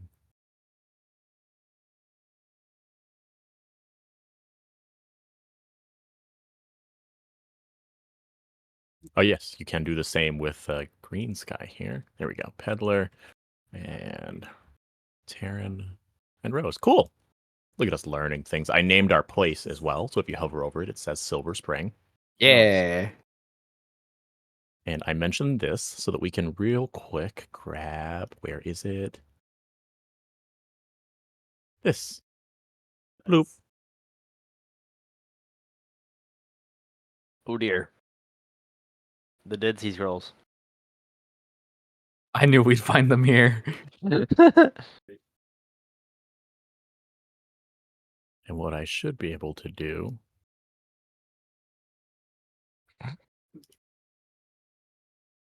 The image of you like mashing this like thing into a scroll, just like get in Oh. there. There it goes. And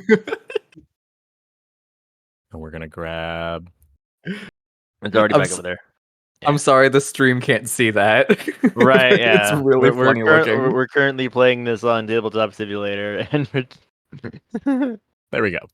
So if you right click on this scroll and click search, you'll see the characters that we've got there. Okay. It'll stop our thing here from getting a little too cluttered. I'm just Yeah. gonna borrow this. That is a good organizational tool. Do it that way. There we go. So as Welvin is dealing out a single piece of candy to the little rabbit, a frog walks in with striking colors and wearing a very fancy dress with a very large brimmed hat.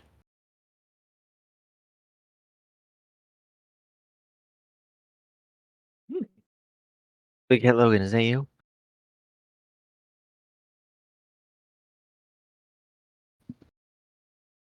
Could someone grab Welvin, actually? They're going to address Welvin. Mm. So this character walks in. She goes, Yeah, well, I would keep Welvin. open. Welvin, please. I'm back again. I'm out of candy. And you just know, my little ones at home need only the best, and you got the best. Oh, well, certainly, miss. A bag of the usual? Make it a 2. Someone got good grades, and I guess that's worthy of something. Ah, indeed it is. Indeed it is. So he walks around pulling several types of from several bushels, and filling up the bag. And it comes out to about 2.5, 3 pounds in total. yep, real quick. As Welvin is collecting up candies, you see this frog, again in very bright colors, with some fancy gloves on. She's eyeing the normally probably quieter, but at the moment quite busy store. Is looking through all three of you. Her eyes settle on Green Sky, who has probably been minding his own business this whole time. Mm-hmm. She approaches saunterly. She's maybe a foot and a half shorter than you, but she's looking up. She says, Go on and look at me for a moment. I want to get a better look at you. and you can't help but like look down and notice that this is a very pretty frog. And you're not sure what the allure is, but there is something there, and you can't really drag your vision away. This frog has a high charisma score. So normally you could look away if you spent a token, but nobody has gotten any tokens yet. Oh, yes. Where is it? It's somewhere. There So is I a had a list thing that of I could like everything that we provide can a do. token to someone, but Yeah, there's a list of things that everyone can do to get tokens. Right. Okay, it's literally on our character sheets. You get a token whenever you do these things. And you can spend a token to do these other things. So we'll just have to Yes. remember that.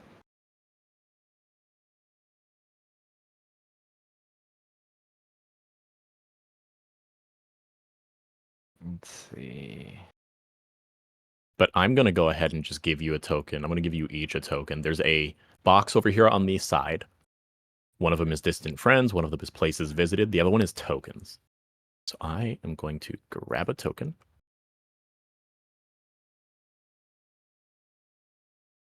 And give it to each of you.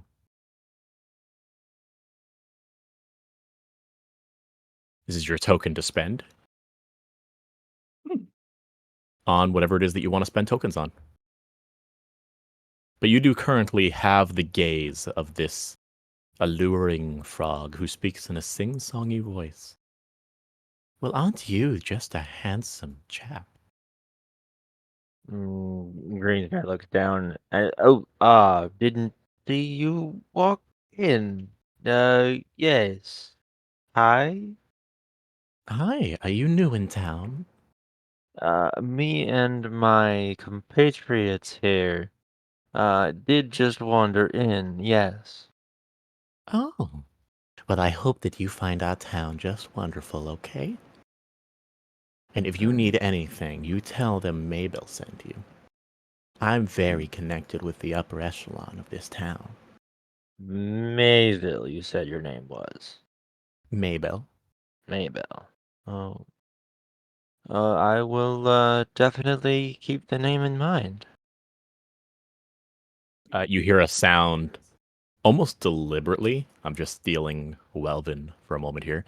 Of Welvin rather noisily dropping a little bag of assorted candies on the counter, which forces Mabel to turn around rapidly. Oh, yes, yes. Let me get that. She pulls out her purse and starts counting up change. She places it on the counter, and as she walks out of the little candy shop, she shoots Green Sky a little wink. Ooh. And that is Mabel. My good man, Welvin, what's the deal with that one? I'll go ahead and steal Welvin for this. Well, you see, she's very social. I gathered that She is much. indeed a member of the upper echelon of these parts. I dare not sully someone's name, but at that same point, I've seen that look before. That's all I'll say.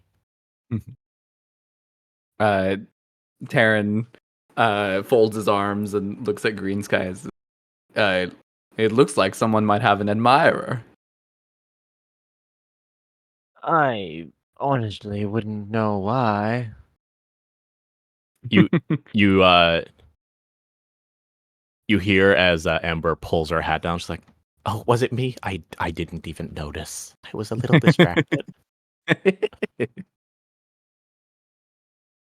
No, we had a company that came and Oh, went the rather quickly. lady's voice, right? Yes. Oh, yes, yes. She sounded very nice. Well, There we was- might be able to use her name to get a discount on our rooms, right? Well, maybe if what she says is true. Let's not forget. What was it? Rose for a moment, Uh-huh. runs up to Ember and is like, Something really important is happening, and I cannot remember. What was it? We're supposed to be doing something. Something. Ember's like, Oh goodness, we could have Whisper guide the way for a little bit. I don't remember what it was that we were supposed to be doing. We got Um, sidetracked by this candy shop while heading to the other side of town. That's right. We need to go and finish checking in your beetle. Yes. Well, let's be on our way then. and she takes the moment when Rose is close at hand to grab her hand and sort of lead her out of the little candy shop. mhm. Thank you again. You have a wonderful store, sir. She slowly dips her way underneath the door, using her hands to brace for every wall, ceiling, and door frame. As they walk out, Rose quickly turns back to Welvin and says, "Thank you," and waves goodbye. And Taryn follows after. Okay, so that's how it works. You just need the center of the object to fall onto the scroll. Like this. So the shadow can be used. Boop. And then search. Got You it, can got it. just pull the sheet back out. So that's Rose. As it falls Oh. off the table. You can also just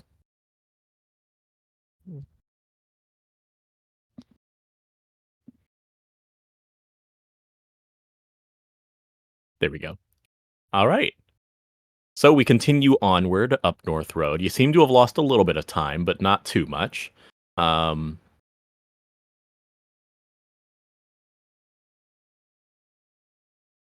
It doesn't take long before you can see the other side of the docks. Your beetle seems a little out of place, being the only one still on a little boat. You pass along a line of other large beetles, probably other peddlers, also with their wares. Each of the areas where a beetle is set up is extra reinforced to support the weight, and is essentially a small storefront. It is a small two-story, essentially, abode. The first floor basically can only house the beetle, and it has a set of ladders that you can climb to reach the second floor. This is just something you would catch as you go through. You can see that they're in the process of building a number of these, all back to back. This seems to be the purpose of North Road, is peddlers, shopkeeps. That's why you found the candy store the moment that you started down this way. Taryn is quietly impressed at the work. Definitely seems like they have the right idea going on over here. Green Sky. I'm going to give you a token as you suddenly become bogged down by the presence of all of these other shopkeeps, by the general bogginess of the area, the smell. You feel like you're slowing down. You don't know if it's just getting tired after a long day or what it is, but you suddenly feel yourself weighted down.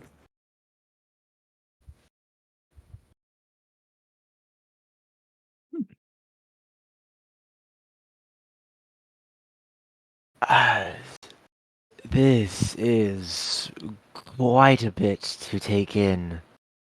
All the different wares, all the different origin stories. The possibilities are endless. It seems, yeah. It's like staring in the face of Marvel the Comics.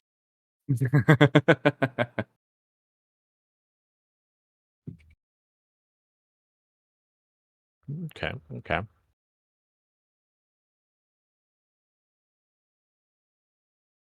just gonna grab Clarence here.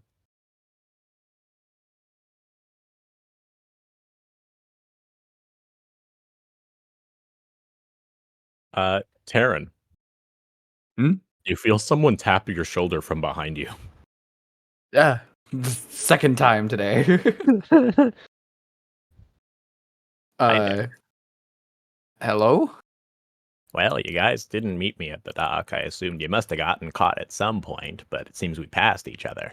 I walked all the way to the end of North Road trying to find you guys. You should have been on North Road. Anyway, I just was cutting my way back. Are you guys ready for, checking in? Yes. Sorry, we got a little sidetracked, and Taryn sort of like Oh, don't you gestures worry. towards Rose. It happens all the time here, especially on this particular road. It's very popular. Each one of the roads seems to have something of a small specialty, if you will, and the bordering ones. So north, south, east, and west are our four main areas, and then the bordering ones kind of combine their pursuits. West Road is for candies and other culinary services, so you'll find a lot of restaurants. North Road here is for traveling peddlers in particular. We get a lot of them that pass through, as well as shipments to and from other towns. South Road is our primary woodworking place, where a lot of what goes into building every single road is kind of formulated. And East Road is living quarters. It's the residential district. It's all very well laid out, but it's always under construction. We'll have to do our best not to get lost. Well, when in doubt, you can always find me, usually up here at North Road, and this will actually be where you guys are staying. I know that I said the other districts were residential, but that's generally people who are living here. As you can see, these places have an upstairs built in. As in case someone needing to peddle their wares or someone who was only here to drop off a shipment has a place to stay for the evening. They can stay upstairs and keep a close eye on their own beetle. How very convenient. Yes.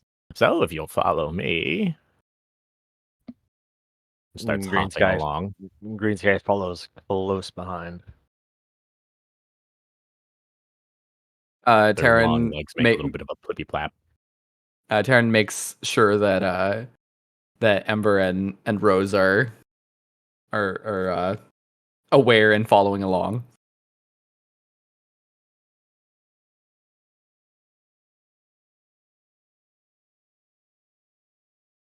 You notice that with Rose, she has started whistling a chipper tune. More specifically, she seems to have quickly learned the little work song that can be heard through many of the windows and is whistling a little variant of it. Taryn looks at her while she's blissfully unaware and just cracks a smile.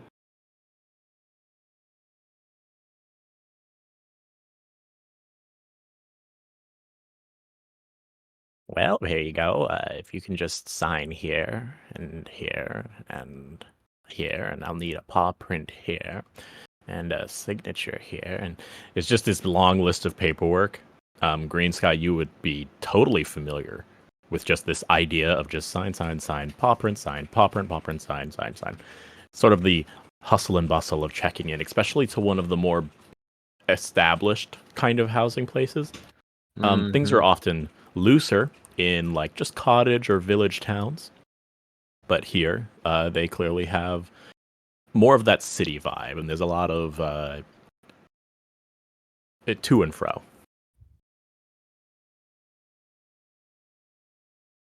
all right, and How does that work for the snakes? I probably shouldn't have asked that question. Do you ask that out loud? Or is this just a thought that you had? Just a thought that I'm having, because you said that like paw prints are required. How does that work for the snakes? Everyone the, here is anthropomorphic. As the books, they literally, like, the books, are being thumbed through and you finish signing it and you see them put another one onto the stack. You see a number of them where instead of a paw print, there's a little snout print where they just sort of pushed their face up against the thing. Aw. Mystery solved. It's actually adorable because instead of the heart shape of a lot of paw prints, these ones kind of just look like smiley faces.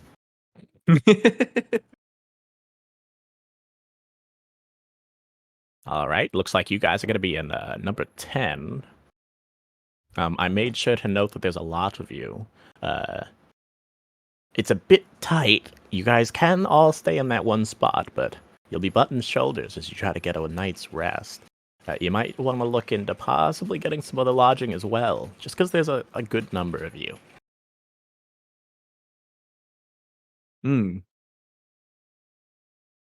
Well, I'm sure the ladies wouldn't mind some privacy as well.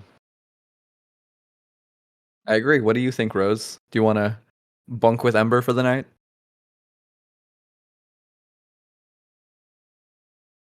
Yes, I don't mind. Keen's been like dead silent this entire time, oddly enough. Keen has been just taking in every single peddler that they have passed. Every now and then he'll stop. If he can't like eyeball what that person's selling, he actually walks up and asks them. And he's just been jotting these down in his little notebook. I'm going to yoink. Wow. Yeah, but what if you and Green Sky can stay inside of the upstairs place, and Ember and myself can go find that Maybell character. Maybe she'll be able to tell us where we should go. That sounds fine, as long as you're careful. All right, bye. And she sort of just drags Ember and starts walking away post haste. Oh goodness. I might have just made a mistake. The possibility is definitely there.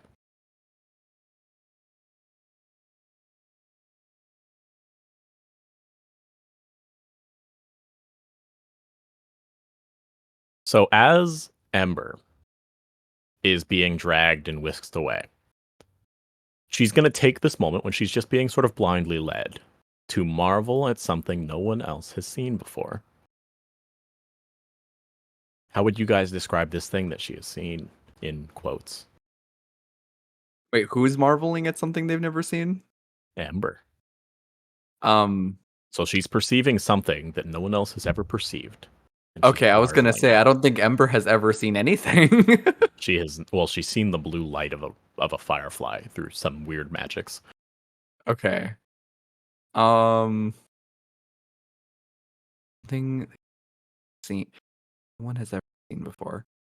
I'm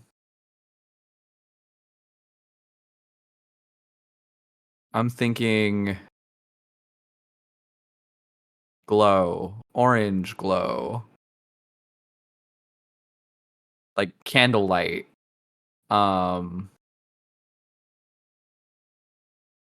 You guys can work together too if you want to. Yeah, I'm like, help me out here. It doesn't have to be sight based. It could be anything that she is just marveling at. And it's hard mode because she can't see. Yeah, Right. And with all of the, so we're on the culinary wing of this city. There's all Well, these. the shop wing, the culinary wing is the west one. Oh, okay. I'm gonna add Hey. Clarence, Oh, Maybell, and Welvin. I think that's all of our NPCs. So thus far. Let's see. Okay, so this is the specifically just like the shop district. There's still. I'd say there's still a nose to the area. So what does it That's- smell like? It's a mixture of all of It- the It could be something similar lacquers to her and- incense that she keeps around. Right. That and the lacquers, the different scented woods. You got your apple wood, you got your cherry wood, that kind of thing. It could be that, like, for a place that seems so isolated, and rather dank, the presence of all of these different types of wood, which only someone of her heightened nose sense could really tell, being surrounded by only mangroves shows that this is a place that is dependent on trade from all of its neighbors. And that each one of them have an impact in this place. It's not as isolated as we thought. Well, being close to water means good trade routes.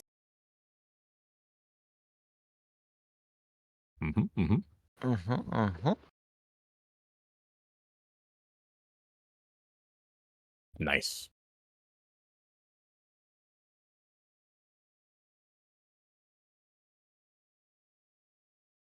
Or drowning. Drowning. Or drown. I mean, lots of water, just Drowning. drowning. Lots of drowning, yes. All right. So it's just the guys. What are the guys doing? I'm gonna steal Keen Rain here. Well, I think while they're out looking for Maybell, we should probably figure out what we're all eating tonight. Mr. Green Sky, sir? Yes. I mean, there was a lot of shops here, but perhaps we could head back to that culinary district that he mentioned. That definitely would seem the optimal plan to find something tasty around here.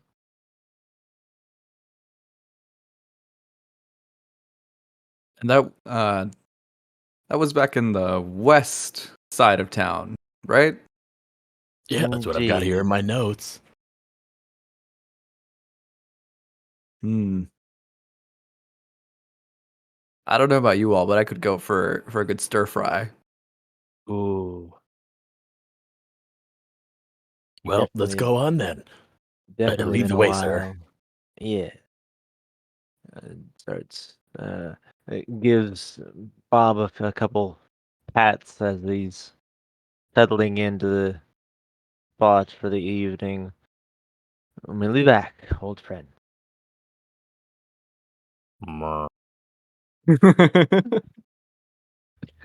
He seems to already be eating some plant material that they have stocked inside specifically for the beetles. Combination of hay, some mushrooms, things that it would find good. Yes. And you guys head down to the south? The west. South, then west. Yes. And then it turns into a game of follow your nose. Which bears are very good at doing.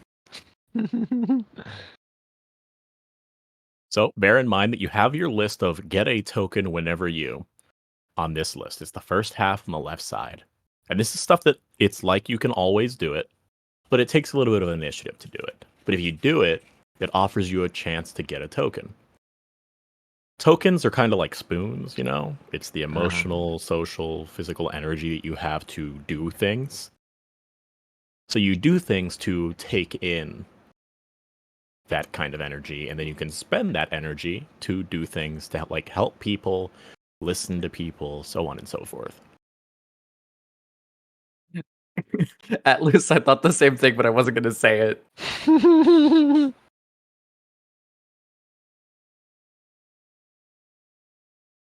Teddy Ursa.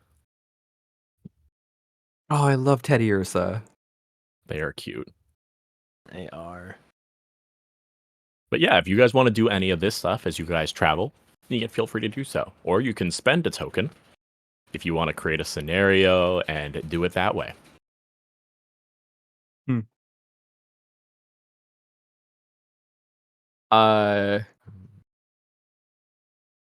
So as they're walking, Taryn takes a look down at the water channels and notices one of the boats going by, and remembers something about a time with Rose, and pipes up like, "Huh, this reminds me of the time I took Rose fishing, and she was so excited to go out when we started, but when I caught the fish, she absolutely would not allow me to keep to cook. She had to have me release it because she couldn't bear the thought of it getting hurt." So as you're like looking into the water and you're retelling the story, you take another glance back at the water, which has stilled after the passing of a little boat. What is it about your reflection that unnerves you? Ooh. And I'm going to give you a token. I think it's the bags around my eyes. I look exhausted, and I don't remember. I don't remember looking quite so old. You feel like time's running out, maybe a little bit, Or at least moving faster than I would like.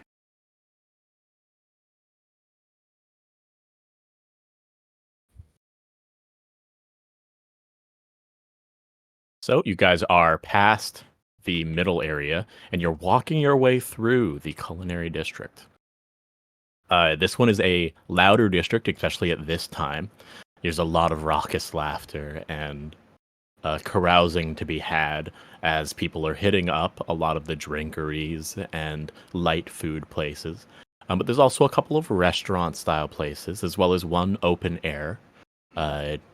They seem to be using large toadstools as tables, and people are seated around them.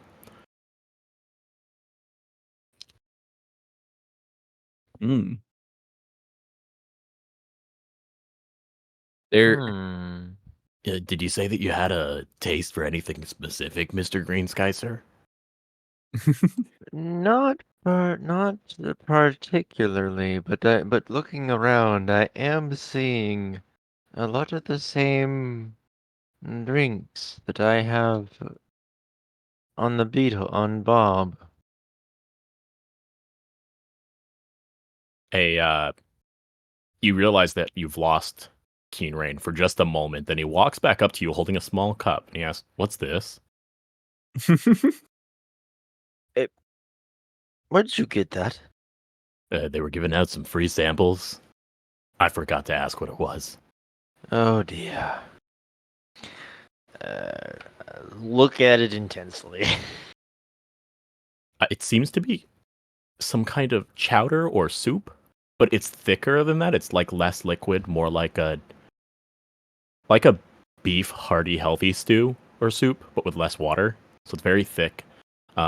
Seems to have a lot of veggies, mushrooms, and maybe some shrimp and other stuff. You're probably looking at a gumbo. Got some dumplings. This, my boy, just might be, and he just like, does it pour into his mouth, or does he have to like kind of give the cup a quick tap or two to have it loose from It'll the? fall easily with gravity. Okay. You got to tilt the cup back, but it'll fall. It's not Okay. clingy. So he chucks the whole sample in his mouth. He's like, ah, that's ooh, okay, that's complex. This, my boy, is a good gumbo. Very, Gumbo, very good Mr. Green gumbo. Sky? Yeah. I think I've heard you mention the word. I've never had gumbo. Well then, I suppose tonight is a night of firsts.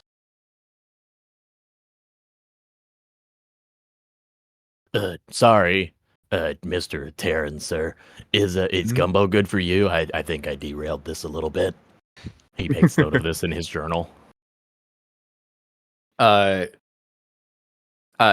like takes a quick whiff of the air, smells where he got the gumbo from, and is like, "Yep, we're going." Oh, thank goodness. All right, guys, let's go get some food. It's guys' night.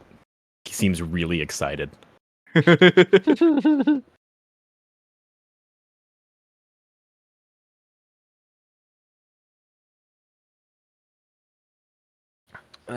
Alright, and walking up to. We don't have to make a kith sheet for every NPC. If you just want to have someone chat, that's cool. But if you find someone if you have someone in mind that you feel like might recur later or, is cool to have around, we can make a sheet for them.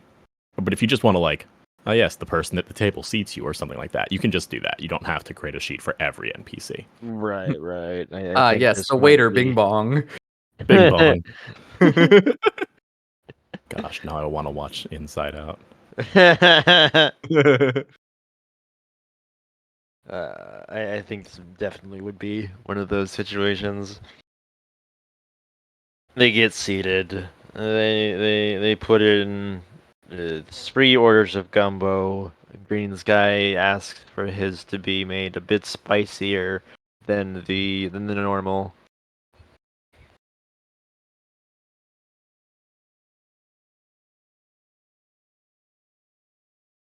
uh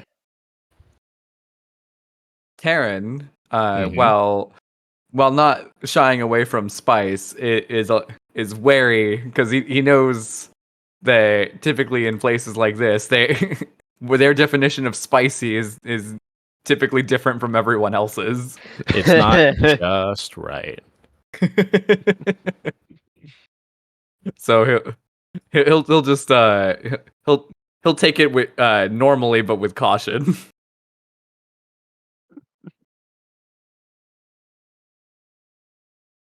Okay. You go to order it. The waitress is a bit flustered, is running back and forth. Maybe one of only 2 people waiting all the tables at an otherwise rather busy establishment.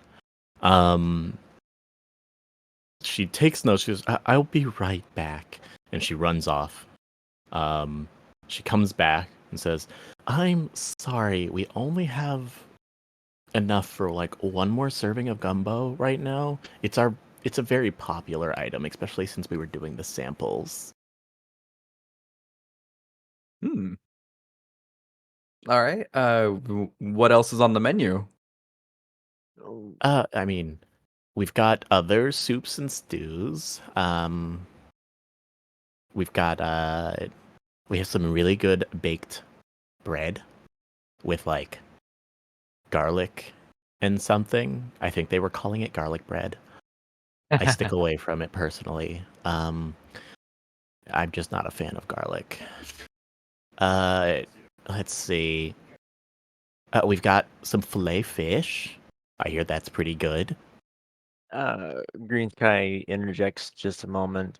What do you seem to be running out of for the gumbo? Um, it's It's the soup stock. Is that how I understand it? The chef could probably tell you better, but apparently, we're out of the spicy spice that they put into the seasonings. Some weird herbal concoction. I'm not the person who makes it. I just take the orders. I just work here.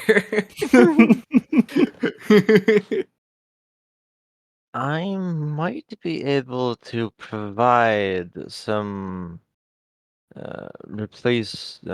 some replenishment on those herbals if uh, Oh, we well, can I maybe could get a get the list. cook. Yes, please. So this lady, it's another very petite frog, goes skipping on back, and it's a little bit. It takes a little bit.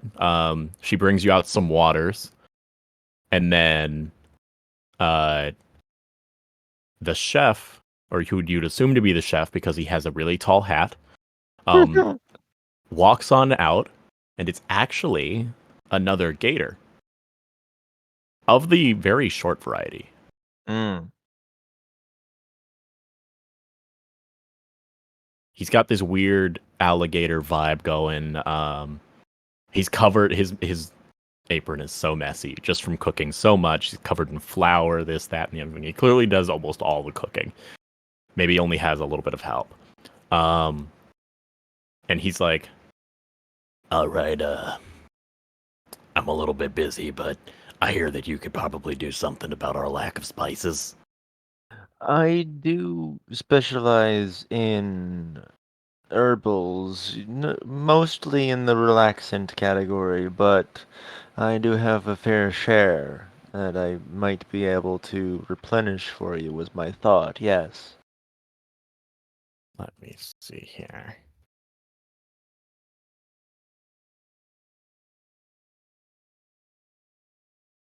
Okay. He says, Well, all right. Um, we're just gonna have them run shop here for a little bit. I've cooked enough to supply the needs. Let's go see what you got. Okay. You two can wait here. We'll be back shortly. I don't want you guys' table getting taken. Taryn takes a sip of his water and tries not to worry too much about where Rose is. and Keen Rain has been thumbing through the menu and like taking notes and trying to deduce what ingredients are in each of the menu items. Sure thing, Mr. Green Sky. I'll be right here. All right, come on. Let's go and see what you've got. Only got a few minutes. And he breaks Indeed. into like the kind of speed walk that you'd see in the Olympics that give you buns of steel, and you're having to like jog to keep up with this little gator.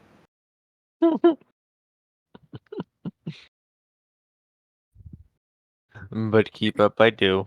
He's definitely a see you later kind of alligator. All right, which one of these stalls is yours? I imagine that you're in this North District.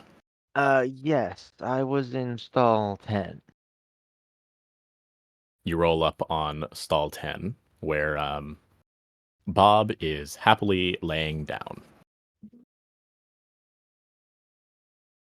And I go up to Bob, give him a quick pat on the head, and start ruffling through where I keep the herbs. Bob like lifts the heavy plate on his left wing, where you keep a lot of things tucked away. Yeah, not the stuff that's not the normal stock, but it's still related. Let's see here. Ah, here we are. What have you got? I hand over. There's some thyme, some rosemary.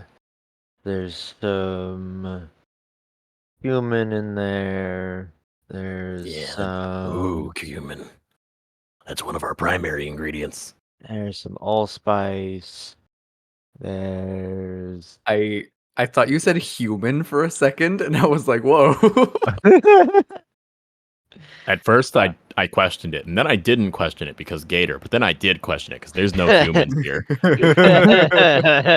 I went through a whole little whirlwind. There's also some paprika. All right. You got my interest. What can I do for you? Well, I would be definitely interested in providing what I have here, maybe for our dishes, and then that should provide you enough for the rest of the evening. Trade for or trade away wares. That is just a thing you can always do. So yeah, All right. It makes sense to me. Your meals are covered. You're supplying my store anyway. And we'll always remember you. If you need anything for other meals, you just let me know. Sounds wonderful. after making some logs and performing the sale, a nearby frog has provided you guys with a little cart that you can use to bustle things around and get the supplies back to the restaurant, which you do in pretty good haste. But it gives you guys about 20 or 30 minutes for Terran and Keen Rain. Do you do anything during that time? Anything happen? Or if you guys also want to, you guys can play as any of my kith that are currently with Ember. Rose is still out there. Taryn turns to Keen Rain and says, "Son, how old are you?" Yeah, I'm like 18, Mr. Darren. You know, at, at your age, well, I was a strapping young lad myself, and I, God, this went off Really? the rails really quickly. Really, It Mr. did. Darren? But I wasn't nearly as consumed with my learning as you are, and I wonder, do you ever like set aside some time for you to just relax? I've only ever seen you writing notes and studying. Well, just between you and me, Mr. Tarrant, I'm at my most relaxed when I'm writing and taking notes. If my hands aren't busy doing something, I get a bit antsy.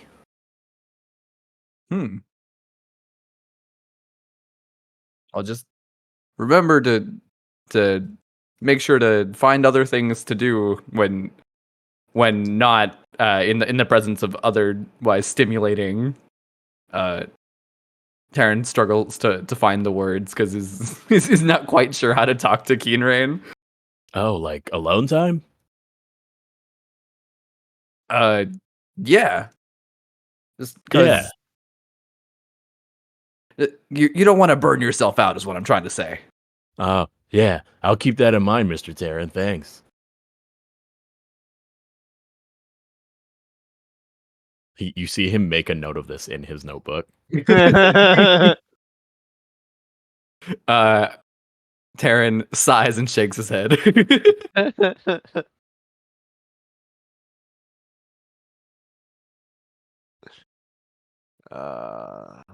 see.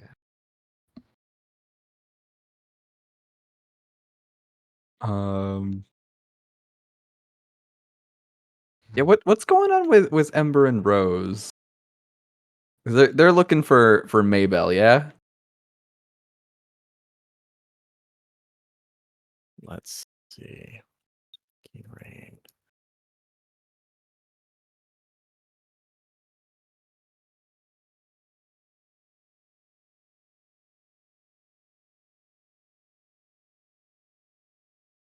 So someone else can control Rose, but Rose appears to have led Ember back to the candy store. Because of course she did.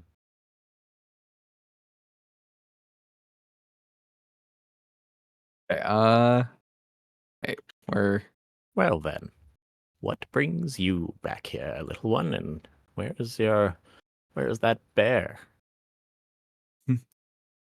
Oh, he's somewhere. Don't worry about it. I'm sure he's finding a good spot to fill all our bellies.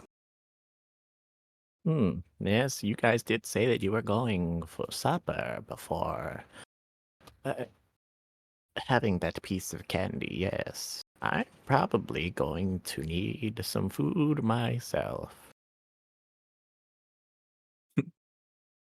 Big smart guy like you, I bet, has tons of poems about food. No, not really. I like to write about uh, mostly the moon, to be honest. I quite enjoy the nightlife. I'm not an early riser. Really? But what can you do at night when there's no sun to light your way? Hmm. I take it that you're a morning person. Yep, I rise with the sun. Taryn doesn't really like it though. He'd prefer to sleep until noon if I'd let him. Well, here's a piece of advice for you. It's hard to understand what you can do during a time when you're not matching the energy of that time. In the quiet and calm of moonlight, in the softness of its light, only there, when you too are cool, calm, and collect, can you truly find what's enjoyable. Wow. I don't think I understand what you just said, but it sounded really cool. Well, a light clap will suffice. Either way, this is a candy store. How are they going to find it? Were they supposed to leave you here?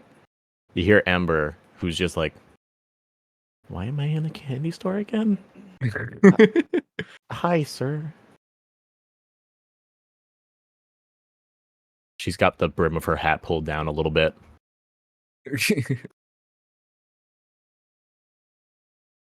Well, you see, we're actually here because we were hoping to find that Maybell lady. Because we're looking for a place where we might, uh, you know, lay down comfortably, not with the beetle.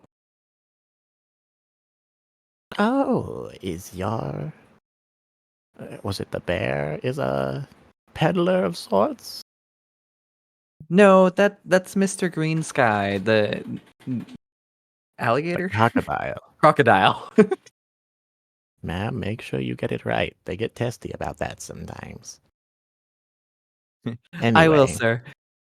if you're looking for a spot to eat, a lot of the food districts are down the west road. A little bit to the north or south of that, we'll have little shops tucked away in back corners. Perhaps you can find something there.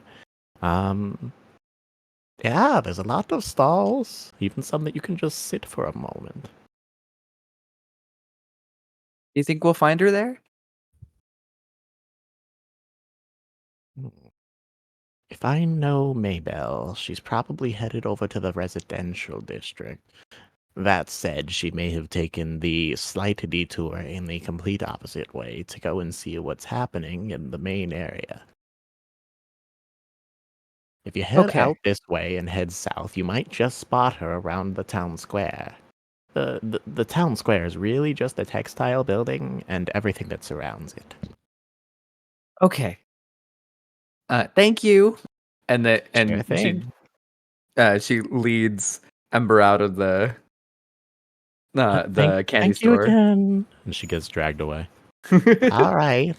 Uh, what energetic fellows. I'm gonna move Welvin back here.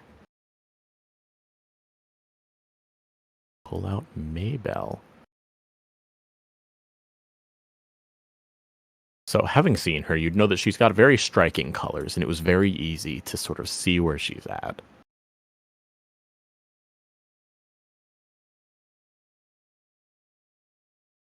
Uh,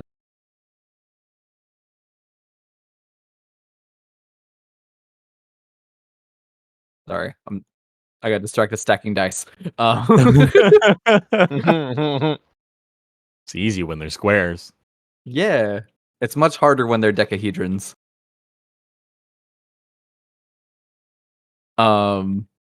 So yeah, Rose sees her and runs up.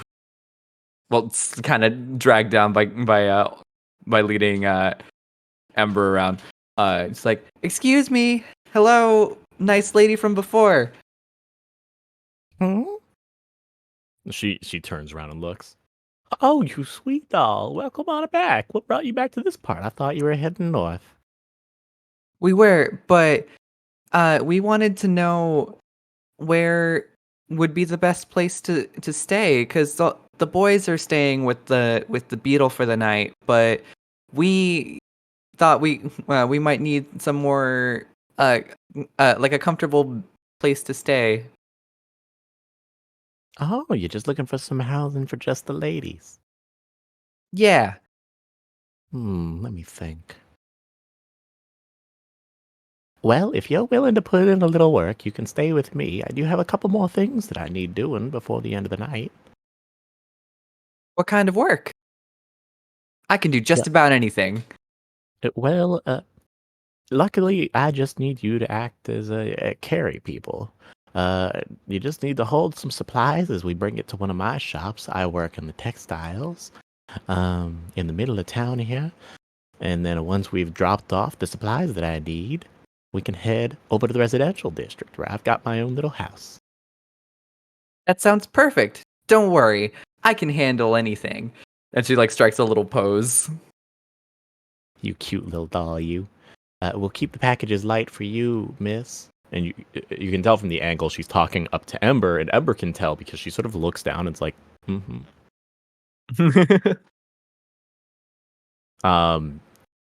You're walked over to the south side where there's some lumber, primarily, but there's little bookshelves and things like that. And it seems to be that that's what she needs. They look like bookshelves to you, at least. That's what she needs brought back. It does take the two of you, Ember and Rose, to carry it, but it is light enough that Ember and a 13-year-old can carry it. I imagine Ember's doing most of the heavy lifting there. Ember has approximately the strength of a 13-year-old, so... Oh no. She's long and lanky. Her center of gravity is not ideal for physical activity. But yeah, she brings it in to her storefront, and it seems to hold actually bolts of cloth.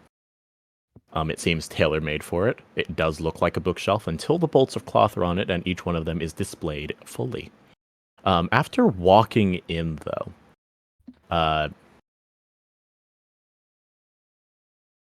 there's a number of other guys working here. One of them is just manning the front desk. The other one seems to be in the back doing stowing, stitching, and things like that. And there's another lady all the way at the back that you can see on a small loom. They seem to be working on a blanket, whipping a bobble back and forth across it and then pressing down, whip back, forth, press, in very practiced motions. All right, you Wow. lot, you'd better start working double time. It's getting late. And we're gonna need to close up shop soon. Yes, ma'am. Oh no, that wasn't to you, dear. That was to my employees. Oh, You can just whoops. leave. You'll leave that there, shelf over there, and you guys just wait for me here. I'm just gonna check on each of them, and then we're gonna close up shop, and I'll take you guys over to where I live. Great. And as she checks up on each one of them, in just your seeing of them, Ember can't really see as she works, but you can make out a little bit of what she's saying and hear a bit more of her shine through. She's definitely a hard worker and expects that much of everyone else. She gives off the general demeanor of someone that is light, airy, and rather free-loving and all that. But you can tell that she's a very hardened businesswoman when she's in her business environment. And she tends to keep that hidden otherwise. But you're seeing a glimpse of it here.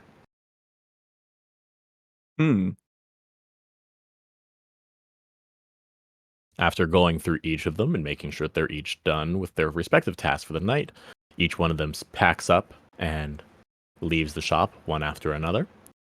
Back to their respective homes. They all seem to be heading to the east, though. All right. We're all done here. I can close up shop and we'll go and get ourselves some food on the way home. How's that sound to you guys? That sounds great. All right. She locks the door with a little key, tucks it away in her little purse, and takes her little legs and does a little trot towards the west. Come on, Ember. We can't let her leave us behind. Oh, we're leaving? Okay. All right, I'm following. Go ahead and follow it. Put on, be her backpack for a little bit so I can keep track. And Whisper flits about and just lands on Rose as like an oversized backpack for her. And just sort of clings on and is like running little antennas and patting her on the head and just messing with her hair. Hey, stop that. It stops for a moment and then keeps doing it. As they continue. This is not uncharacteristic behavior. Yeah, as you guys are walking, somehow, as if by some twist of fate,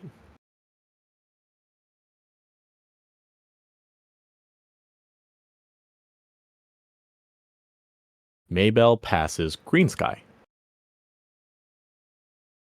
You both seem to cross as you enter the West Road at the same time. Maybell doesn't quite notice you in the crowd. They're looking at stores, but you definitely notice Maybell.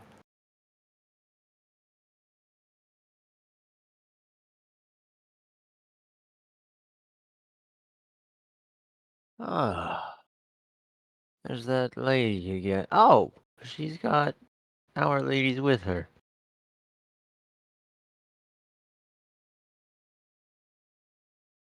They all seem a little bit distracted. None of them have noticed you. Hmm. In this brief moment where you contemplate those extra ladies, the chef seems to he's gone. It only took a few steps and he's back at his store. You don't know how he did it.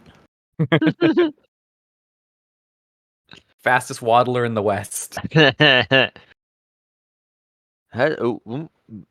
He waddles wickly. Waddles wickly.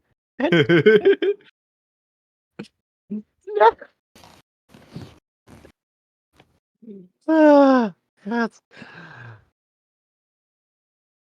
it broke me. So are you stopping for a moment? Or are you going to keep going? It doesn't look like they'd notice you if you just made your way back to the shop or back to the restaurant you guys are at. I'm gonna make my way back to make sure make sure my food doesn't get cold. Okay, swapping back vibes real quick. You meet up with Keen Rain and Taryn, who are both sitting still at the same table, and your spot is being kept. There's a couple of extra glasses. It seems that every time a waitress refilled the glasses of the others she brought another glass. So there's like 4 glasses of water sitting in front of your spot that have just been slowly building up. So And- how How'd it go, Green Sky? As you guys sit down, and he says that, she brings out a pitcher, and she's like, "I was just gonna stop bringing water, and here's a whole pitcher." Okay, bye. Oh, thank you. I think. And she's gone. And then he turns back to Taryn. I managed to get our meals comped for the evening. That sounds perfect. I was worried we'd have to pay an arm and a leg for this kind of food. When you have some spare herbs in the beetle, it pays to keep them there.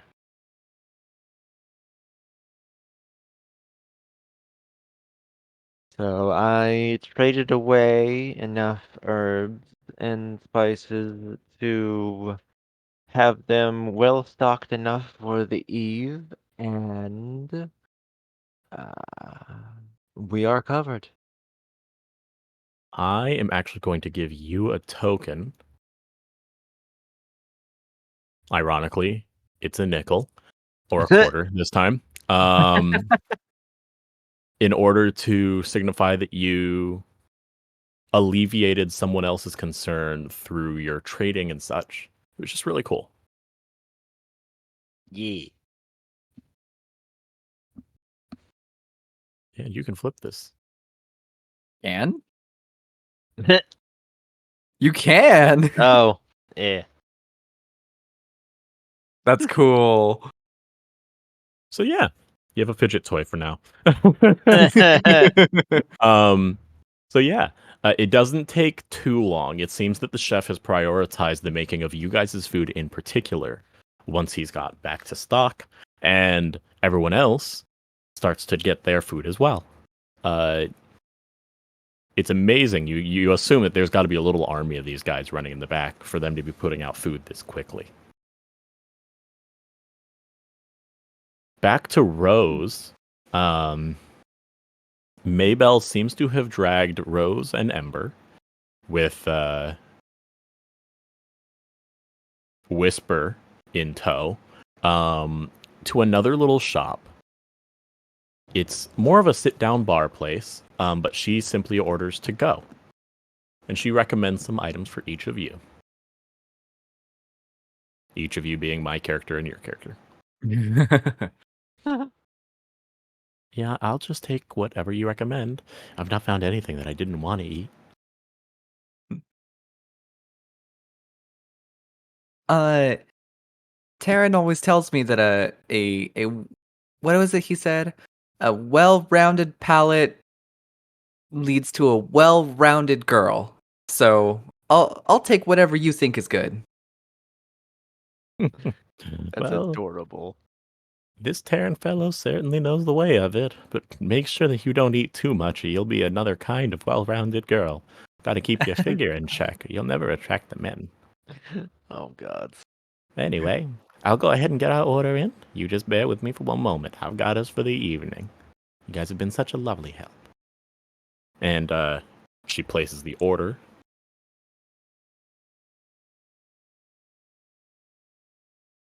It takes a second, and then the food seems to be made as she's ordering it and put into little packages with roughly the speed of you'd expect like a Subway, where like it's step by step. So yeah, you guys have an order of food, and she starts walking back from the west road to the east road.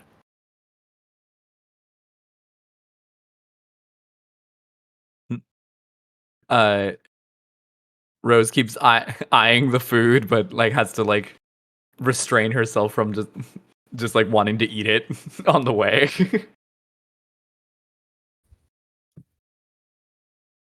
Nice. Let me see here.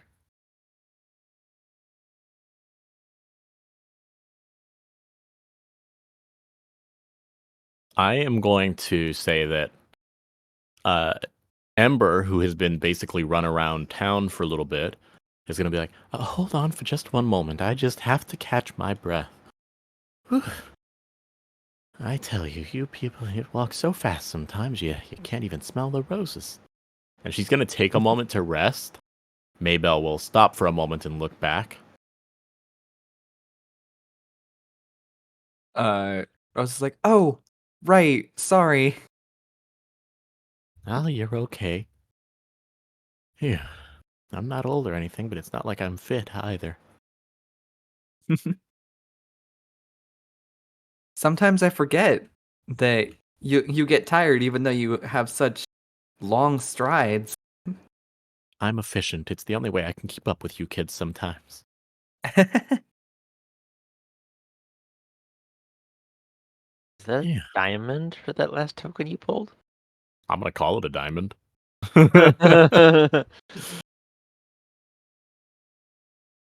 Yeah, there's a lot of playing Yep. card A playing card is a token. options. Many options. Most of them are hearts. Most of them Most are of them are hearts. wooden hearts, yes. Blah. So yeah, I'm taking a moment to rest. How you liking the place so far? I think it's wonderful. There's bright colors literally everywhere you look. Of course, it Mm. could smell better, but other than that, I think this place is great. Ember shrugs as she pets the firefly. Yeah, I can't argue with you there. Of all the places to be appeasing to the senses, this is a particular appease that I would not like in my senses, at least long term.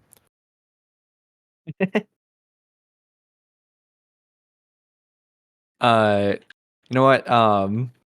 Rose is going to explain a way things could be better, by saying, "You know what would make you go even faster and maybe not strain your legs so much? We got you a pair of roller skates. Yeah, then you'd be swishing and swaying all over the place." Well, you see, the problem with me mowing quick is I can't see where I'm going. So, yeah, I feel like at least for this area, the only place I'd be going quick is into the water. Oh, right. But I appreciate the input. At the very least, if I'm being led, maybe put me in some wheels. It might help. What if they put wheels on a chair? Oh yeah, a wheelchair. Had friends that What? used wheelchairs. That's Yeah, a that's a thing? thing. I had a Whoa. friend at a previous town. She was the lovely bee shepherd. And one of her bees, her little bumblebees, was large enough that she could ride around on its back. But when she wasn't, she otherwise got around in a little wheelchair. Wow. That sounds comfortable. I mean, being able to sit all the time, I'm sure that we view it much nicer than she does, but I mean, she's never complained about it either. Hmm. I guess it's different when it's a choice you can make or against when Something you're it's forced to. right. Very interesting indeed. I'll have to Oh, keep that in mind. I've caught my breath. Let's go on and let Maybell lead us off into her place, and then I can get a real rest in. Okay. Maybell nods and starts leading away again towards her place. It's particularly big. It seems to be maybe 3 stories and appears to have some form of basement, despite it all. Whoa. Rosa's never seen a house so big. You Ah, live yes. here? Yes, this is my lovely little home. I'm very popular in the textiles industry. It has afforded me the opportunity to build such an establishment. I live on the top floor, and I rent out the other 3 actually to the people working for me, so they have a place to live. It's the reason I work them so hard. I feel like each one of Wow. them has potential in their particular field, and we can find that and make it something really great. Wow. What? All right. It is a What? lot of stairs, though, so prep yourselves. This is how I stay in shape. And she starts walking up the stairs to the 3rd floor. You hear an audible sigh/groan from Ember. Stairs are her worst enemy because it's 6 feet of clearance on an incline. It's okay. We'll Or get you 8 through feet of this. clearance on an incline. So at the top, she tends to hit her head. All right. She like tilts her head back a little bit to angle the brim of the hat more upwards, giving clear view of her face that she tends to keep covered, but starts walking up the hills or up the stairs.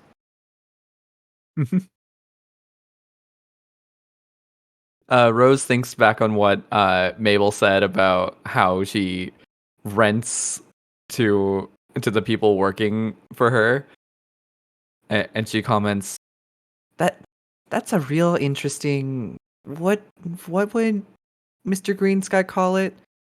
Business model? Hmm.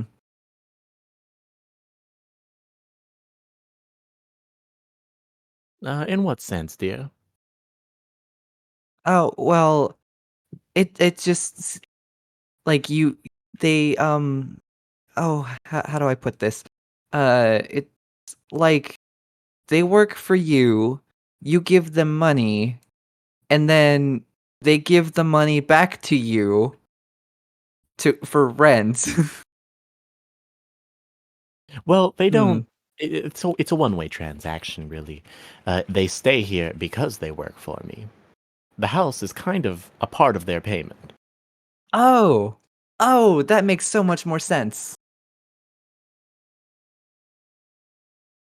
Yes. No, it wouldn't have made sense if I was going to, charge them for rent and pay them separately. We just take that into account, is that they get a really nice house as part of the deal for living, and working here at the same time. It really does work out better. It's very busy, especially this close to the center of town. So it's prime real estate to not have to move too far from your job and not have to commute. You Man, just have to trust me when I tell you it works out. The numbers are good. I can't imagine a world where people would take advantage of their workers. That Absolutely seems awful. not.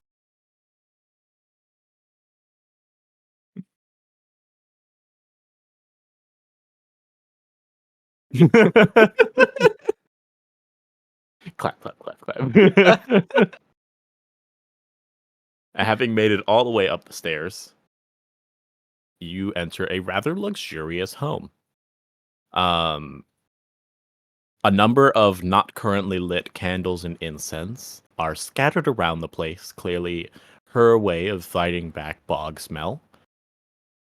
And there is a rather nice chandelier in the vaulted ceiling, vaulted being tall enough that even Ember can stand her full height without hitting her head on the ceiling. Wow, it smells a lot better in here. Yes, like I said, that bog smell isn't the best, so I do what I can to make it better.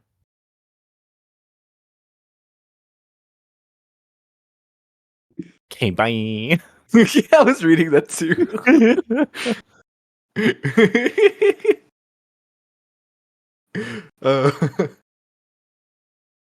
uh, Rose takes a big whiff. What's the scent of the incense?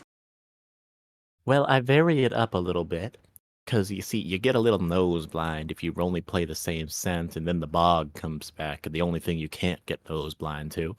So we got a rose scented candle over there that was imported. I've got a bunch of frankincense incense over there. A peddler in North Road sold me those. Every now and then I try to find something else that someone who sells scented goods can offer me. Um, right here, we've got a cedar candle.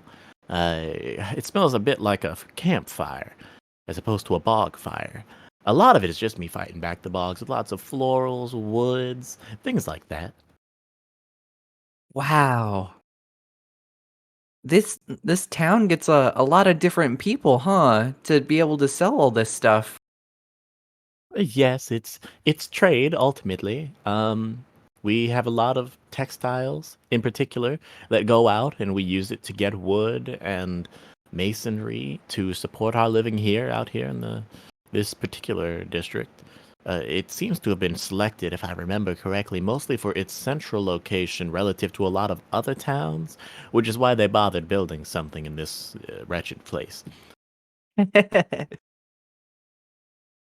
All Man. right, let's go ahead and get some food out here. And she's been setting the table as she talked and places out food for everybody. Ember has been listening in and is quietly eating now.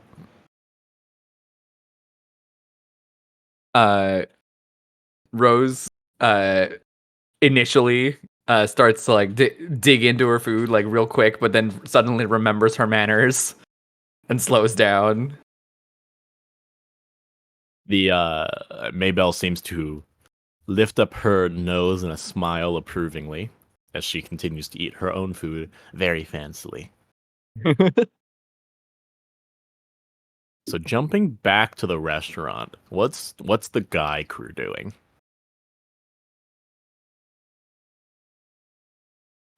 And then I said I had this selection of herbs and pulled them out, and the chef was just awestruck. Taryn rolls his eyes a little bit. Is like, oh, I bet. Is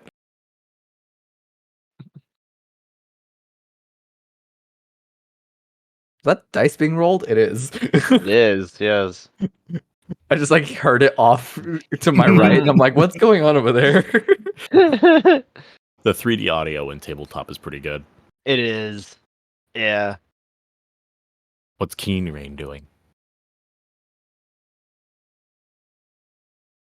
Well, at this point, food's been brought out, so Yep, and you guys' probably meals are covered. You guys have been given some extra actual drinks instead of just water.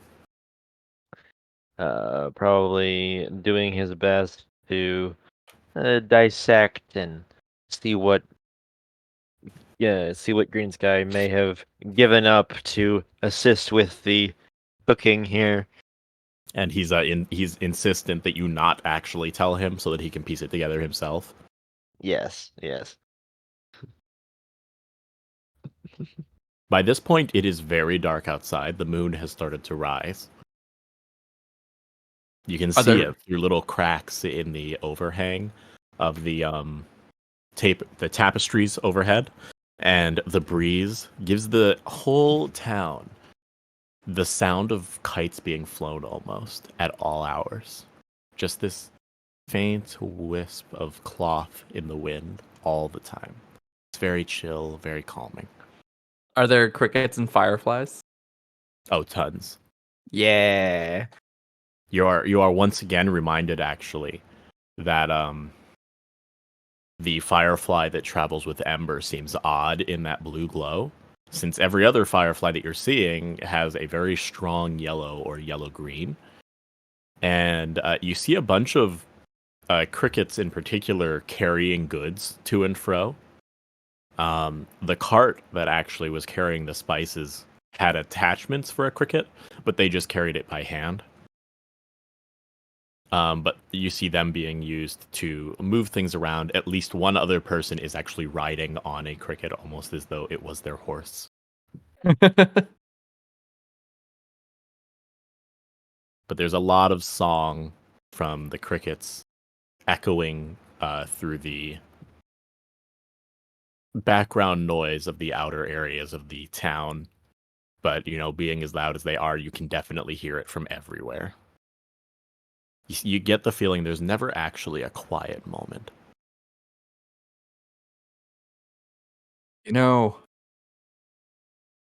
I can't see myself living in a town like this, but it's nice to visit, I think. There's a lot of noise, but in a good way. It's hard to describe. It's a lot of hustle and bustle, indeed. Very, very active city. Darren takes a swig of his drink and thinks to himself, It's like, I wonder if they've got anything harder.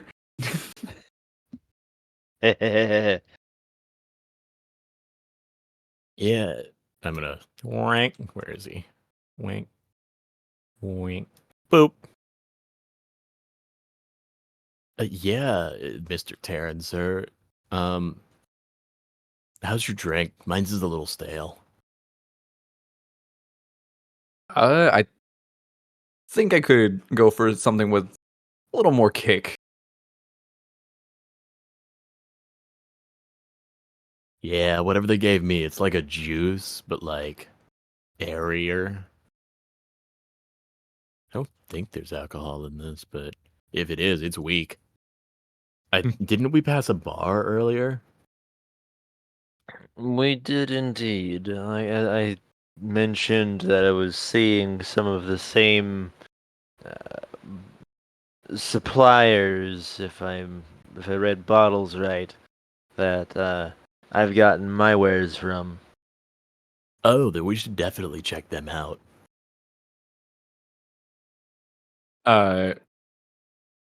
Taryn like raises an eyebrow real quick. He's like, "Are you old enough to drink?" Yeah, it's fine. All right, I won't. I won't push it. While in my company, I allow. As He long doesn't as let me it's go overboard. bingo. I've known many a young man to not know his limits. Well, you've been traveling long enough with Green Sky, so you've been traveling for a long time. That you were actually around when first Keen Rain showed up earlier in the travels. Every now and then they'll come and go, but they seem to have been around for a really long stint this time. So you've been watching them for maybe a year now? And while I find their bond strange, I think they're very they're a capable duo. They're charming. Yes, in their own way. Let's go. Keen Rain, who has finished his food, is patting a very full belly. Yes. Definitely. He says, let's go, but he's just standing there waiting for someone because he feels the need to be led. Definitely leaving Green Sky pulls out a little notepad, leaves a note, compliments the chef. Definitely utilized the provided ingredients well. Thank you for the meal.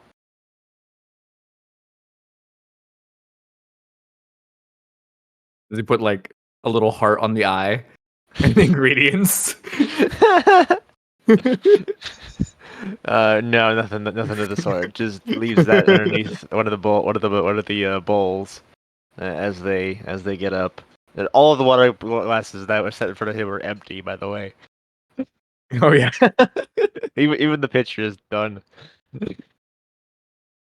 Ice and all. Uh, So having finished that, you guys head over to the bar. Now, the night's basically coming to a close. You've got food fixed. You've got lodging fixed. Sort of the comings and goings. You could be in town for a little bit. Come morning, I think I might look to see if I can find a kitchen that needs an extra hand.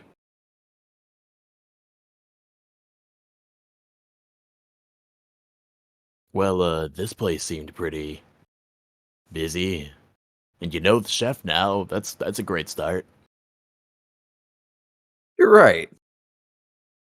You really do have a nose for this business stuff, you. I've been training it with Mr. Greensky. And he taps his nose as he says it. What do you think you'll be doing over this next day in this particular town as you trade and such? Looking for replenishment on those herbs. Um, Cooking herbs are always a good thing to have on hand. And the maybe swap out, trade out incense for something else. You'll probably be able to sell some incense here. Yes.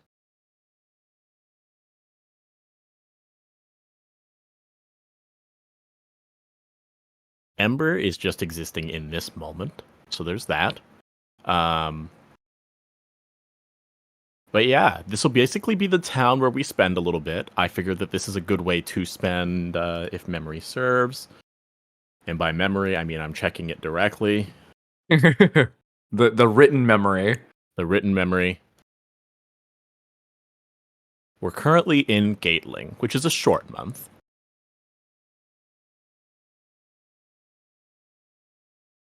But it's also the last month. It would have been Swarming and then Gatling. As the days are hot and the evenings are cool, we're leading into the end of the fall season, leading into what will become heavy fall with Firetop at the beginning of Silt, and then Grasping at the end of Silt when all the trees fall. Fall is almost broken up into two parts, and summer is broken up into two parts. And then they take the second part of summer and the first part of fall and make a new season. So that's where it's like 5 seasons comes from. Right.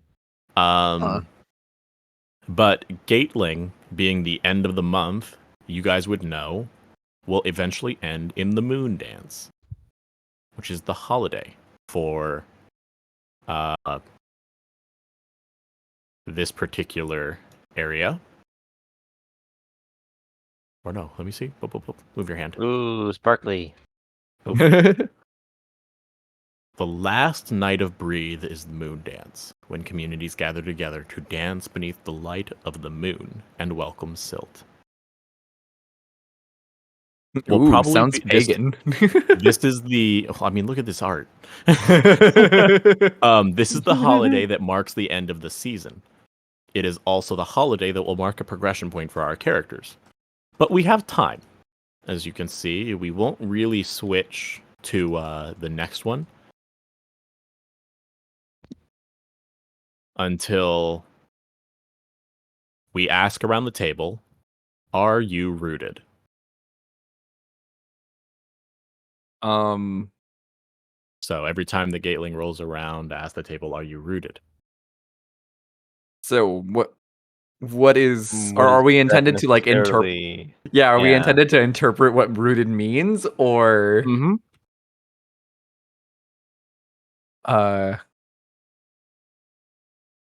I'm just using this as a way to progress us naturally through. We could track every single day and week, or just skip a couple of days and let time pass as well. It just depends on how we want to approach the shifting into the next season, you know? Right.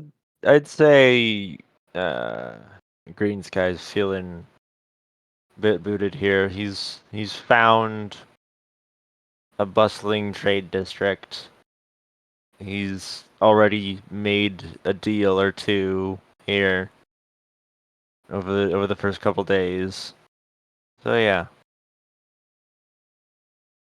Okay. How rooted is Taryn feeling? Not very, for a couple of reasons. One, like the town is very noisy, as we said before, and he's more used to like quieter places. And also because he's still a little worried about staying in one place for too long because of the mark on Rose, because he doesn't know what that means, and he wants to make sure that she's kept safe. So Ember's not feeling rooted either. She feels rather adrift, and like this really is just a temporary place for her. But for each of those no's, we're gonna mark a calendar basically week. And we're going to say that we're about 2 weeks into this month. So we got about 2 weeks more before what would be the moon dance. And that'll give us at least a duration of how much time we probably expect to stay, at least until moon dance. And then we'd move on to the next location from there, or, travel from there, and so on. But next week, we will be picking back up with perhaps more exploration of the town as people find a way to basically get by for the next couple of weeks, and decide whether or not traveling right before Silt is really what we want. It's not terrible. It's still fall. Most people probably wouldn't travel at all during winter, or chill. But we find ourselves right at the end of Breathe. So how's Wanderhome for you guys? I into the like groove of it. things yet? I really like it. This is definitely a game of improvisation and Improvisation personified. It's very heavy on Yeah. characters and story with no other real mechanics to lead you. Yeah. Yeah, this is way more RP than I've ever done on like in like D&D. So it's interesting. I like it. Yeah, it's hard with D&D at times because it always feels like you're really just waiting for the next encounter. Mm, Yeah. But here, your character is built around social encounters, ways right. to initiate them, resolve them, navigate them. RP is the encounter. Yeah, it is the game. Yeah. Finding things out and exploring. A big part of it is coming up with things together as, a group of friends. Yeah. And building Silver Spring, which feels like such a real place. Oh yeah. Like, Silver Spring to me is already a place where if you just said Silver Spring, it would conjure to mind this place. I can see it in my head, the tapestries, the docks, the numerous shops, all of the housing. It's all built on stilts. I can see it in my head, and it feels like a very real place. Yeah. I'm surprised we didn't run into a banjo strumming frog who's singing about how it's not easy being green. That's this week. Stop it. No, you're right. Could be next week. Could be next week. But yeah, as we finish it up, let's go back through each of us. Over this next coming week, between now and whenever we see each other next, where can people find you, Ross the Bear? Well, you can find me over on Twitter, here on Twitch, and on Blue Sky, all by the same name, Ross the Bear. I do a bunch of different games on my channel. But I also do Baldur's Gate 3 every week on Wednesday. So that's happening tomorrow. With a group of my friends. So Oh dear. come hang out if you want to see that. Cool. And where can we find you, Yagoki Wolf? The same locations. I too have a Blue Sky. I forgot to mention at the start here. Really haven't used it all that much at all yet, but it's there. It exists. On the Instagrams, the TikToks, and the Twitters, all the same tag here is on Twitch. Yagoki Wolf. I strive to play a variety of games over my time on this platform. Right now, I am just stuck, rooted in Baldur's Gate Called 3, and I'll be jumping back into that tomorrow after FC Raid Night. Over on Final Fantasy 14, we're doing the latest Alliance raid.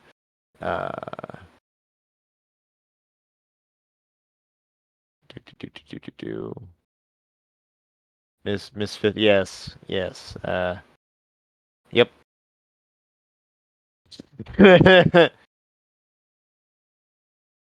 And Misfit has been taking care of my my posts to the Discord at the very least, involving what things are coming up here.